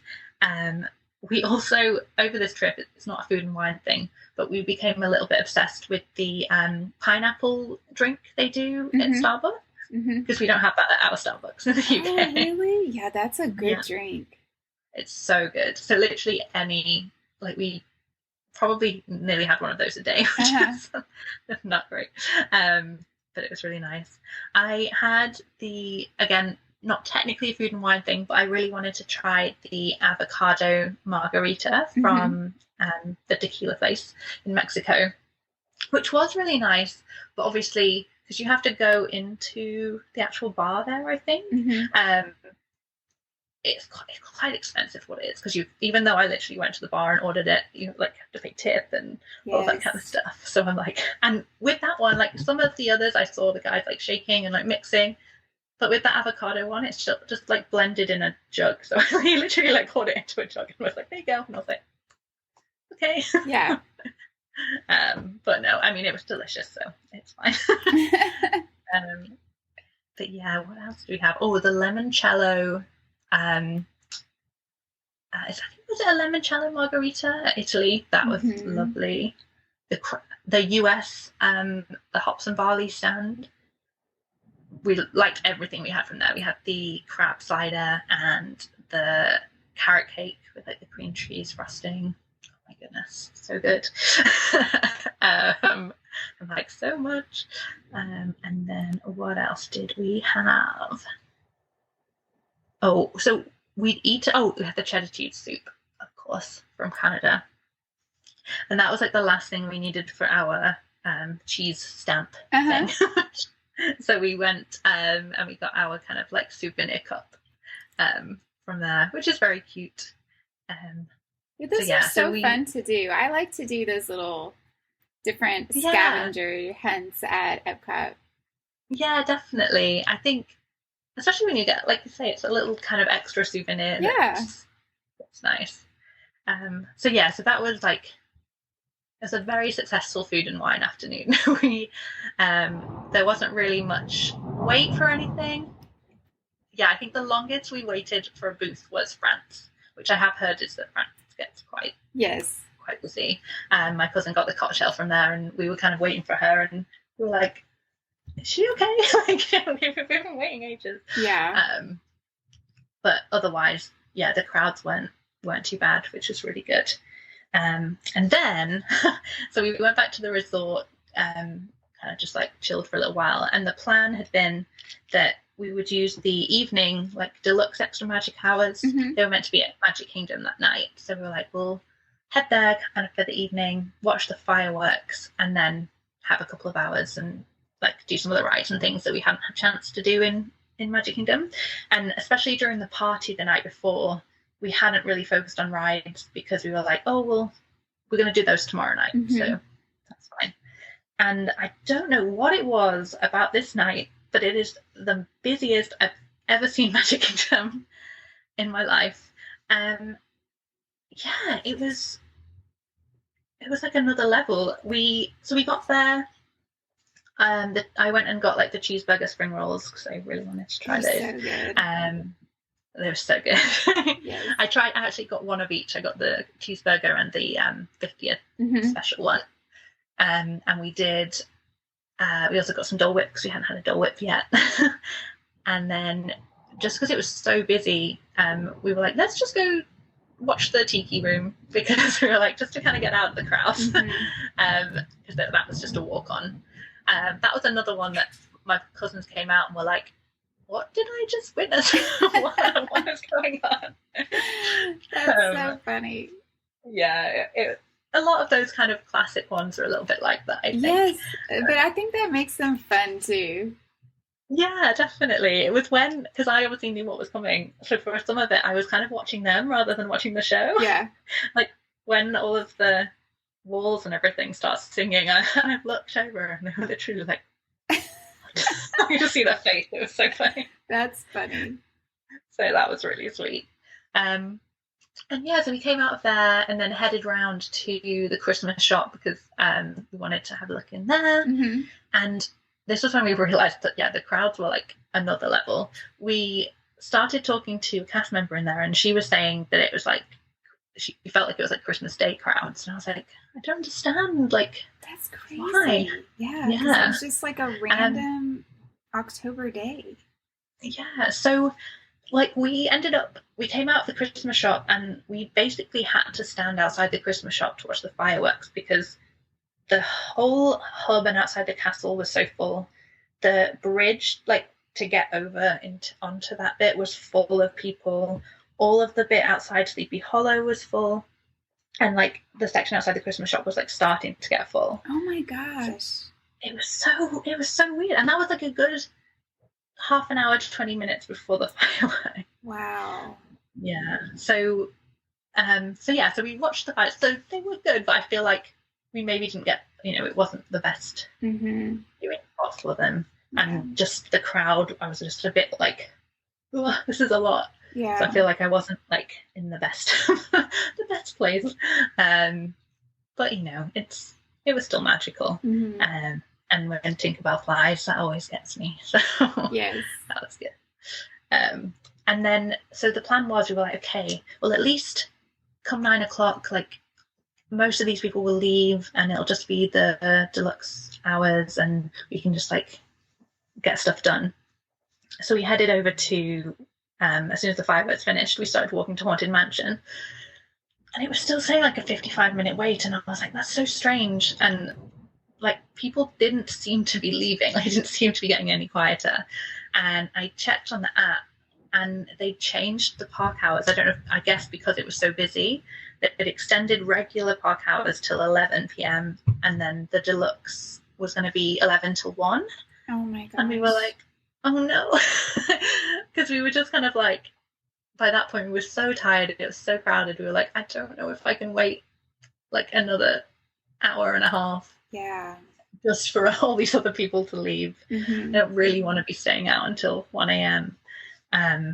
So unfortunately we called it a night, which is, it's a shame because I guess, you know, obviously at the minute those deluxe hours are only twice a week, so yeah, I feel like it's a little bit sneaky of them to change it on the day or the day before or whenever it got changed. But yeah, that happened to me too, and I was really bummed because I was like, oh, 1 o'clock is so late. Exactly. And like, it's one of those that it's not the end of the world for me because I've been before. But like, so for example, Seven Dwarfs Mine Train, we didn't end up doing it this trip, and like I'm fine because it's a nice ride, it's not my favorite. But for like my cousins, it was their first trip. I don't know if they're going to go back again. Like, it's a shame. And they were really fine about it. But I was like, no, but it's your first trip. I want you to do everything. Yeah, I know. It is hard. Yeah. And obviously, like, by that point, because it's that thing of, like, we hadn't done it early in the trip. So we're like, oh, yeah, we've got that night where we've got the deluxe hours. Like, we'll get X, Y, Z done then. And so to not be able to do it was a little bit of a shame, but it is what it is. Yeah. And again, I think if that's the worst thing that's going to happen on a trip, then you can't really complain. There you go. And if they don't know what they're missing, it's okay. Yeah, exactly. And they'll just have to come back. There you go. Just gives them a reason to come back. Exactly. So it wasn't the best end to the evening. The crowds, they were just another level. But it is what it is. We still had like a really good day up until that point. So really good. So the next day was Thursday. So we were back at Animal Kingdom this day. We arrived at 9:30. Again, we took it a little bit easier. Yeah. We started to have kind of like later nights after the Halloween party and stuff. So we were kind of like, our day plans had changed slightly to not be as early a start. But we got there, we joined the line for Donald, who was due out at 10. We joined it maybe like 15 minutes before he came out, so we were like second in line. I met him again. I think he must have been the character that we met the most on this trip. That's fun. Yeah. And then we went back to the games in Dinoland, because so the previous time me and my two cousins had all won a dinosaur. And my mum was like, I don't need one. And then we'd obviously all been in our rooms with them. And she was like, oh, I kind of want one now. So we were like, okay, we'll try and win you one. Yes. So I bought us both like a couple of tickets. And I was like, well, we can do the mammoth one. Or they have the one that you just like throw the balls and you've got to get them to like land on the different coloured holes. I was like, that was completely luck. Like, let's just try that. So we both had a go at that. And between us, we got 3 balls on the thing. So we won 3 dinosaurs. Oh my gosh. With like 2 tickets, which is crazy. Yes. Yeah. And then my cousin was like, what? So she wanted to go. So she got one and did the same and won like the extra large one. Oh my gosh. And she literally, with that, she like, I think with that game you just have to not try. She literally just kind of like didn't look and like threw it behind her. That's funny. Yeah. So we literally then had like these 4 dinosaurs that we had to carry around with us all day, which was quite funny, but it was very cute. So that was good. And then so after we'd done that, we went and watched the Nemo show, which I loved anyway. But obviously they've updated a little bit, but it's still really sweet. I just think it's yeah, a really nice one. And then we headed back over to Dinoland to meet Chip and Dale in their little dinosaur outfits because they're adorable. Mm-hmm. So that was great. And then we went back to the little place that I can't remember the name of. I feel so bad not remembering the name because we ate there like almost every time we went to Animal Kingdom. But the place that has like the pastries and stuff for breakfast. So we went there, and then it started to get a little bit busier, so we decided to get the train up to Rafiki's Planet Watch. So we hadn't done that yet, and it's so nice up there. It's just like so chilled and lovely. So we kind of went to the affection section, like stroked some goats, and again we were just chatting to the cast members and learning like all the goats' names. And saw them like feeding Gabby, I think the big cow they have is called. It's really sweet. Like she was just like knew obviously it was nearly lunchtime because she was just like standing near the fence, like she's like ready to go. Yeah. She's like, someone feed me, please. So that was really cute. And then we popped into like the building there, and I'd obviously heard that sometimes you can see them like if they're doing anything in like veterinary section, but I'd never seen anything in there. And then I turned the corner, and there's just a gorilla like lay on the table, and they're like cleaning his teeth. Oh my gosh. And I was just like, what? And like my mom was like a bit behind me, just like kind of looking, and like, you know, they have like the reptiles and stuff there. And I was like, oh, there's a gorilla. That's so cool. Yeah, so that was really, really cool. So we literally were stood kind of watching that for like ages. Yeah, that's amazing. How fun. It was really cool. So we got talking to the cast member about it, and she was saying that they come in for like their just annual kind of like well-being checks, and they noticed that he had a bit of tooth decay, so they were just giving him a little clean. Aww, and that's so cool stuff. Yeah, it was really cute. We found out like I think KJ, I think he said his name was, and he was like 31. And then later, like on our last day of the trip, we went back to Animal Kingdom and we're like, where's KJ? We want to see him. Aww, that's fun. So that was really cool. I'd say that was like one of my favorite things of the trip, because it just when did you get to see that? I know, that's really neat that you had that opportunity. Yeah, so that was really, really cool. And then so this day we had Sanaa booked for lunch. So we had kind of a chill morning in Animal Kingdom, and then we headed back to Kidani and headed to Sanaa, which is, again, this and Homecoming are like my two must do every trip. I've got to go to both. I've got to get that bread service. Yeah, Sanaa's so good. It's so nice. So again, we had like a really lovely server there. He was called Josh, and he was just really sweet. And we got the bread service, and we were like, we're gonna order 2 bread services between us. And he was like, okay, like, are you sure? Do you want to finish this one first, and then I'll see if you want more? And I was like, okay, I guess. And then, as good as they are, I was like, it's probably a good thing. We probably don't need to. We were just getting overexcited. Yeah. So we had those, and then we had like the curry. We had like the braised beef and the fish, the Goan fish curry, like me and my mum shared. Oh gosh, so good. It's so good. And yeah, I think like I feel like curries are like there's, you know, you can get them here quite a lot. Like I would have a takeaway curry probably too often. But yeah, so it's really nice to like try something in Disney and it like be kind of authentic and stuff. So it's really one of my favorite meals, definitely. And then this was the day that me and my cousin were going back to Universal to do Horror Nights. So this was originally meant to have been the Thursday before when the hurricane happened. Oh, okay. So when we'd gone to Universal earlier in the week, I'd asked like, what do we do? And she's saying that any tickets from those nights were just valid for like, and they just extended them for a week. That's nice. So we were able to, so that was really good. I was definitely like taking one for the team going to horror nights. It's not my usual vibe. But my cousin really wanted to do it, and my mum and my other cousin were like, nope. So I was like, fine, I'll go. And it was really fun. It was, yeah, I'm glad I did it. But I'm a scaredy cat, so. I know it looks a little intense, so I'm not so sure I would like it. I'm more of the Mickey's Not So Scary Halloween party gal. Yeah, same. That's more my level. Yeah, it's more my vibe. Yeah, I was proud of myself after it, though. I was like, I did super brave. Well done, me. Yeah, there you go.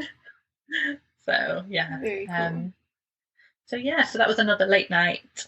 I think my mum and my other cousin, so it was a shame actually. On the Thursday, the original plan is that when we were going to go and do that, they had Be Our Guest booked, because Beauty and the Beast is my cousin's favourite. But yeah, unfortunately, when I was trying to like rejig that one, I wasn't able to get another reservation for it, which is a shame. But I think they just had like a chilled night. They popped back to Animal Kingdom for a little while, and I think they went on the safari again. Oh, that's nice. Yeah, and then just had a nice relaxing evening while we were off being scared. So yeah, and now we're finally on my last full day. Oh no. I know, it's so sad. I know, it's so sad. So this morning we headed to Hollywood Studios. So we got up around 7:30, and I feel like it was definitely like hitting us. I think in the past, I feel like because of lockdown and everything, I've lost like my Disney fitness. I feel like I used to be able to just like go all the time, whereas I feel like this trip, I definitely felt it more, especially towards the end. I was just like, I'm just achy. Yeah. So we kind of had, the plan was to get there for early magic, but that didn't quite happen. It's so hard at the end of your trip when that early magic is so early. Yeah, exactly. Like, and by then, obviously, we'd like completely over the jet lag. We'd had like a few late nights, so our like sleep routine was just off a little bit. But yeah, so we got there. We got into the park at like 9:20, so a little bit later. And it was quite busy. There was a little bit of a line to get in. But we kind of just wanted to do anything that we hadn't had a chance to do in this park. So me and one of my cousins went to do Tower of Terror. Just the two of us wanted to do it. It's quite funny because so we'd done it before in Paris, but this one is like slightly different, where in Paris it doesn't have the bit where you kind of move forward. Okay, yeah. Before the drop. It's literally just goes up and down. Oh, interesting. Yeah. So I didn't tell my cousin that. So when it started moving forward, she was like, "What's happening? Why are we going this way?" So that was quite funny. That was Standby said that it was 45 minutes, and we joined the line at like 9:30, and we were like off the ride by 10, so that was really good. It wasn't quite as long as it was saying it would be, which is nice. And then we just walked around the park for a little bit. We kind of had some snacks. I tried like the 50th is it like a biscuit, it's like a pretzel biscuit, and it had like jam and fudge and something, and it was really nice. Yeah, that sounds good. And then we also got from Starbucks in Hollywood Studios, they have like the pineapple mousse, which is another one. I was like, I need to get that just to get a photo. Which was delicious as well. This was like literally, I was like getting to the end of the trip, I was like, I need to eat all the snacks that I haven't had yet. So we just ate a lot of snacks, and then we didn't really do much again. It was quite busy in the park that day, so we kind of like, let's just like leisurely go head out, because we had Steakhouse 71 booked for lunch, so we were like, we'll just kind of, if we get there a little bit early, we'll just see if they can seat us early. So we went, made our way that way, and Steakhouse 71 was so nice. Our reservation was at 1:30. I tried to bring it forward. I think I managed to change it to like 1:15. So wasn't that much difference, but it just meant we weren't waiting quite as long. And then we got there just before 1 and checked in, and I think we only waited like 10 minutes for our table, so that was really good. Yeah, that is good. Yeah. And then, we had a server called Tim who was so lovely. And he would we were chatting to him about the hurricane and stuff, and he was like telling us all about, like, we were like, how's it been for you? Like, are you okay? And we'd been kind of speaking to all the cast members about it, and he was just like, he was really sweet. I tried the French onion soup because, again, if it's on a menu, I'm going to order it. Uh-huh. And it was really, really nice. And then the rest of us just kind of shared the bread and some onion rings. And then my 2 cousins got the burger, which they said was really good, but they still preferred the homecoming burger. Oh, that's good. They were like, they're both really good, but the homecoming one just picked it. Mm-hmm. And I had like the Philly cheesesteak sandwich, and my mum had like I think it was called like it wasn't called the fancy grilled cheese. It was like something. It was like a special grilled cheese, uh-huh. Which it was all really good. But again, it was just the portions were so big, and I probably didn't need to have gotten the French onion soup. But you had to try it. Exactly. So we really wanted to try the big chocolate cake they do there, but we were just so full. We were like, we'll be good, we don't need it. So we finished up lunch there. We definitely recommend. I think they only open for lunch for like a couple of hours. I think it's not open that long, but everything, like, it was one where I really struggled to pick on the menu because everything sounded really nice. So that is a great restaurant. It's so good. Yeah. And it's so reasonably nice. Priced. Yeah, exactly. I thought that. It was really good. I think it was like maybe like $18 or $19 for the sandwich, and it was very big. Yeah, I mean, for a sit-down meal at Disney, it is a reasonably priced meal. Yeah, definitely. So we finished up over there. Me and my mum were like, we're going to go to Magic Kingdom, but my cousins were kind of like feeling a bit tired, so they were like, I think they had a few things they wanted to like pick up in Disney Springs that they hadn't had a chance to buy and stuff, so they headed that way, and we headed to Magic Kingdom. We went to join the line for Mickey and Minnie, because when we were at lunch, it was saying it was like a half an hour wait, so we were like, oh great, we'll go do that. I think it said 35 minutes when we joined the line, and then it got really busy. We ended up waiting like an hour, which it's fine. But I imagine if like there were lots of obviously people in there with like little children who were maybe getting a bit fidgety, shall we say. So I did feel for them. But yeah, it was nice. I forgot that they changed it in there, that it's not a photographer, it's like the magic box that you look at. Which I don't know if I love, because especially when you've waited for an hour to meet them, I like didn't know when it was taking pictures, so I feel like I didn't feel like I got like the best pictures I could have, because I was kind of like mid talking or like. Yeah, it's nice to have a person take your picture, because then they're like, okay, picture time. Yeah, it's like, geez, well, exactly. Yeah. So that was a little bit of a shame. Like, it was still a really sweet meet. There was a little girl in front of us who was so cute. Aww. She literally was just like, hi, Minnie Mouse. And then like as she was leaving, and like we were obviously walking up, and she was just like, bye, Minnie Mouse, bye, Minnie Mouse, Minnie Mouse, like shouting after her. And I was like, oh my gosh. It's so cute. I love to see little kids see their favorite characters. It's just heart melting. It's so sweet. Yeah, it was so lovely. I love when they just talk to them about the most random things as well. Like, she literally went up to her and was like, this is my dress. Or just like yeah. Great. So sweet. It's really cute. So it was worth the wait. And you know, you've got to go see Mickey and Minnie when you're in Magic Kingdom. Yep. And their 50th outfits. Yes, they're so cute. So then we walked up Main Street, and we had some more photos kind of like by the castle and things.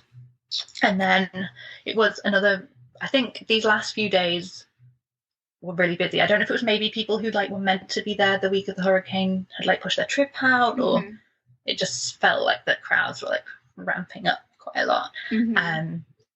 So we kind of just like did those kind of things, like photos, and wandered around. We hadn't had a chance to ride Splash yet, so I wanted to go and do that because I didn't know if it would be changed next time we go. So I wanted to ride it one last time in its original kind of thing. And then that was saying it was like a 40-minute standby, and it pretty much was that. So that wasn't too bad. It was a party night as well, so it was probably, we joined the line maybe like half an hour before the park was like closing to non-party guests. So we rode that, and then we got on it exactly at 6. So like the park was technically closed when we left. But as we were walking out, I really wanted to try a citrus swirl because I never had one before. And I was looking at the menu in Sunshine. See, no, what's it called? Sunshine Terrace. That's the one. I was saying Sunshine Seasons, but that's it. And I couldn't see citrus swirl on the menu, and there was one that said like orange swirl. So I was like, oh, it must be that. So I asked for that, and then it came, and I was like, this doesn't look like what I think it's meant to be, because I think the orange one is like the cream. Is like the creamier one. Yeah. And I was like, I'm really sorry. Is this a citrus swirl? She was like, oh, you didn't ask for a citrus swirl. And I was like, oh, I thought this was. Yeah, I felt really bad. And she was like, I can make you a citrus swirl. And I was like, is that okay? Because we ordered 2, like one for me and my mum each. And I was like, just do one, and we'll have one of each. Like, I don't want to be any trouble. And they were like, oh, we can't take that other one back off you, so just keep it. So then we had 3 ice creams. Yeah. And I was like, well, I don't know what to do with this. Like, we couldn't even really carry them. So we were kind of looking around to be like, try to give it away to someone. And it was just quite funny because obviously we just thought, this probably looks really dodgy. Like, we're trying to be like, do you like this ice cream? Like a couple of families were like, no, thank you. Yeah. I was like, fair enough. That's funny. So in the end, there was like someone who had like a couple who had like a little like toddler, and we were like, this is. They came up to us and were like, oh, where did you get that from? And we were like, oh, it's there, but do you want this one? Yeah. And they were like, okay. And we're like, oh, they just gave us an extra one. Nothing weird, I'm sorry. Yeah. I mean, it's better than throwing it away. Someone should eat it. Exactly. I just felt really bad just wasting it. But so they had it, so it was fine. That's so funny. But, yeah, we just thought it was really funny that we were just, because then we couldn't eat ours because we didn't have enough hands, and right, it just didn't work. So it was just quite funny, and then that was our funny end to the day. It was still quite early, but part of me wanted to go back to like Hollywood Studios and try and get a couple more hours in, but I was also conscious that we needed to get packed and stuff ready for going home the next day. And it was a bit of an ordeal trying to get packed because we maybe bought too many souvenirs, but it's fine. It all worked out in the end. Yes. I know that's always, it's so hard when you're like buying the stuff, you're like, it'll work. And then when you have to make it work, that's a different story. You're like, dang it. Yeah.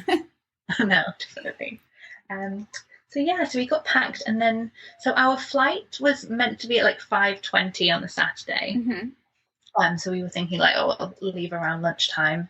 And then me and my mum were kind of like, again, it was that thing, I think my cousins were very much kind of like more chill about it, and they were like, oh, like we just want to like enjoy the resort and stuff. And me and my mum were like, it's our last like few hours, we need to be in the park.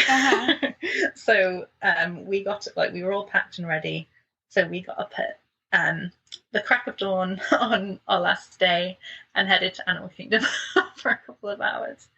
And it was really nice. We got up first thing, so we were there for like early entry, and we walked straight to Everest, just like it was a walk on. So we rode it like twice in a row. And then we headed over to Safari to ride the Safari one last time. And it was so, like, I'm so glad we did, because it was like the best one. That's so great. Yeah, while we'd been in line, we had a few times where they were like, your safari may be delayed as there's animals on the road. And then when we finally got on, we were like, now we understand why, because the baby rhino was just like really energetic and just kept like running around everywhere. That's And so she kept, sweet. it was so cute. We saw her like, because we were in the first row of the truck, so she literally was like running back and forth. Like he basically just had to park up for a bit because like, he's just going to keep doing this for a bit. That's so cute. It was really cute. So yeah, and I love rhinos anyway. And on a previous trip, we did the rhino tour. We tried to do it this time, but we weren't able to get a reservation. But I'd recommend that to anyone if you haven't done it. Because yeah, that was amazing. So yeah, so it was nice to see the baby rhinos. That's so fun. So yeah, so that was really lovely. And yeah, we knew we kind of had to start heading out, so we slowly meandered back out of the park. We got some photos outside of the tree and had the loveliest photographer. She was like, I really love your outfit. I'm going to do a photo shoot with you. Is that okay? And I was like, okay. And she was like telling me to do all these poses, and that's so it was just really funny. Yeah, it was really sweet. And she was like, I was like, thank you so much. She's like made my day. Like we're going home, and I'm really sad. Yeah. And she was like, oh, you guys have made my day, and I'm like, oh, we just had like a little moment. That's really sweet. I love that. So that was really nice. So yeah, so then we that was all we had. This was our last reservation. So I changed our Whispering Canyon Cafe one that should have been during hurricane days to this day. So we went and met my cousins there. It was quite funny because they got there a little bit before us, and I hadn't kind of given them any warning about what Whispering Canyon Cafe is like. And they were like, what? Do you know what happens here? And I was like, what do you want about? And she was like, no one's allowed any ketchup. No one can ask for the ketchup. So obviously, like, heard people like asking for it while they were waiting. So that was really nice. We had a little bit of an issue where I don't know if because I'd changed it, but they just couldn't find our reservation when I tried to check in, and she like checked it on like another computer, and it was there. So she was like, it's showing on this one, but on here. So I don't know why. But it was fine. They sorted it, and they were able to seat us in like 10 minutes. So it wasn't a big issue at all. And it was a really fun last meal. We had a really good server. It was just very funny. Did y'all like the food? Yeah, the food was lovely. We got me and my mum got the mimosa flight to share, and then we got the breakfast skillet and the barbecue one, and kind of like shared them between all of us. Nice. So yeah, it was really good. Again, I was just like stocking up on all of the biscuits and gravy before I had to leave. Yep. So yeah, and actually while we were eating, I got like a notification from our airline that our flight was delayed by like an hour, which wasn't a big problem, and it just meant that we didn't have to like rush back to get an Uber. So we kind of just like ate our breakfast kind of leisurely, and then we kind of went like the long way back, but we were not in a rush, so we kind of got like a boat over to Magic Kingdom and then the bus, and just like soaked it all in and waved goodbye to the castle. Oh no, it's so sad, right? I know. But yeah, and then we got back to our resort, and that was it really. Just kind of waited for an Uber and went home. I know, it's so hard to leave. I know, and that's the thing. I think, we were so lucky that we were there for such a long time, and I feel so grateful. But it doesn't make it any easier to leave. It's hard. Yeah. So y'all's vacation sounds absolutely amazing. Like, I can't even imagine being at Disney that long. How much fun! Like that would be like a dream for me. Oh yeah, I do feel so lucky. I guess it's that thing though. It's so far to go that to go any for any less time, it would still be worth it, but it's a long way to go for a week or for less. Sure. So I'm going to ask you what I ask all my guests. What was your least magical moment of your trip? So I think it was probably that night with the fireworks and the crazy crowds, unfortunately. It was, I'd still rather be at Disney on a busy day than anywhere else. But I think it was just a shame with the way it worked out with the deluxe hours and things, that it kind of threw a little bit of a spanner in the works. And I guess I probably should say the hurricane, but I don't think it was. I know. I think it's funny that the hurricane wasn't even the worst part. It's the crowds at the fireworks. They are bad. They really are. Yeah. I think that's the thing. I think because the hurricane, you can't help that. That's literally, it is what it is. And I think it, like I kind of said earlier, it just made me feel so much more grateful to be there. And so I was kind of like, we can't complain. Like, at the end of the day, it's like an inconvenience to our holiday, whereas other people, it's like affecting like their homes and all everything. Like, sure. I'm just glad that everyone I spoke to and stuff was okay. So it was a tiny inconvenience, really, in the grand scheme of things. Yeah. So what was your most magical moment? Oh gosh, this is so hard. I know, especially on a really long trip. I think that's the thing. I think probably, and like for different reasons. I think seeing the gorilla getting his teeth cleaned was just really cool.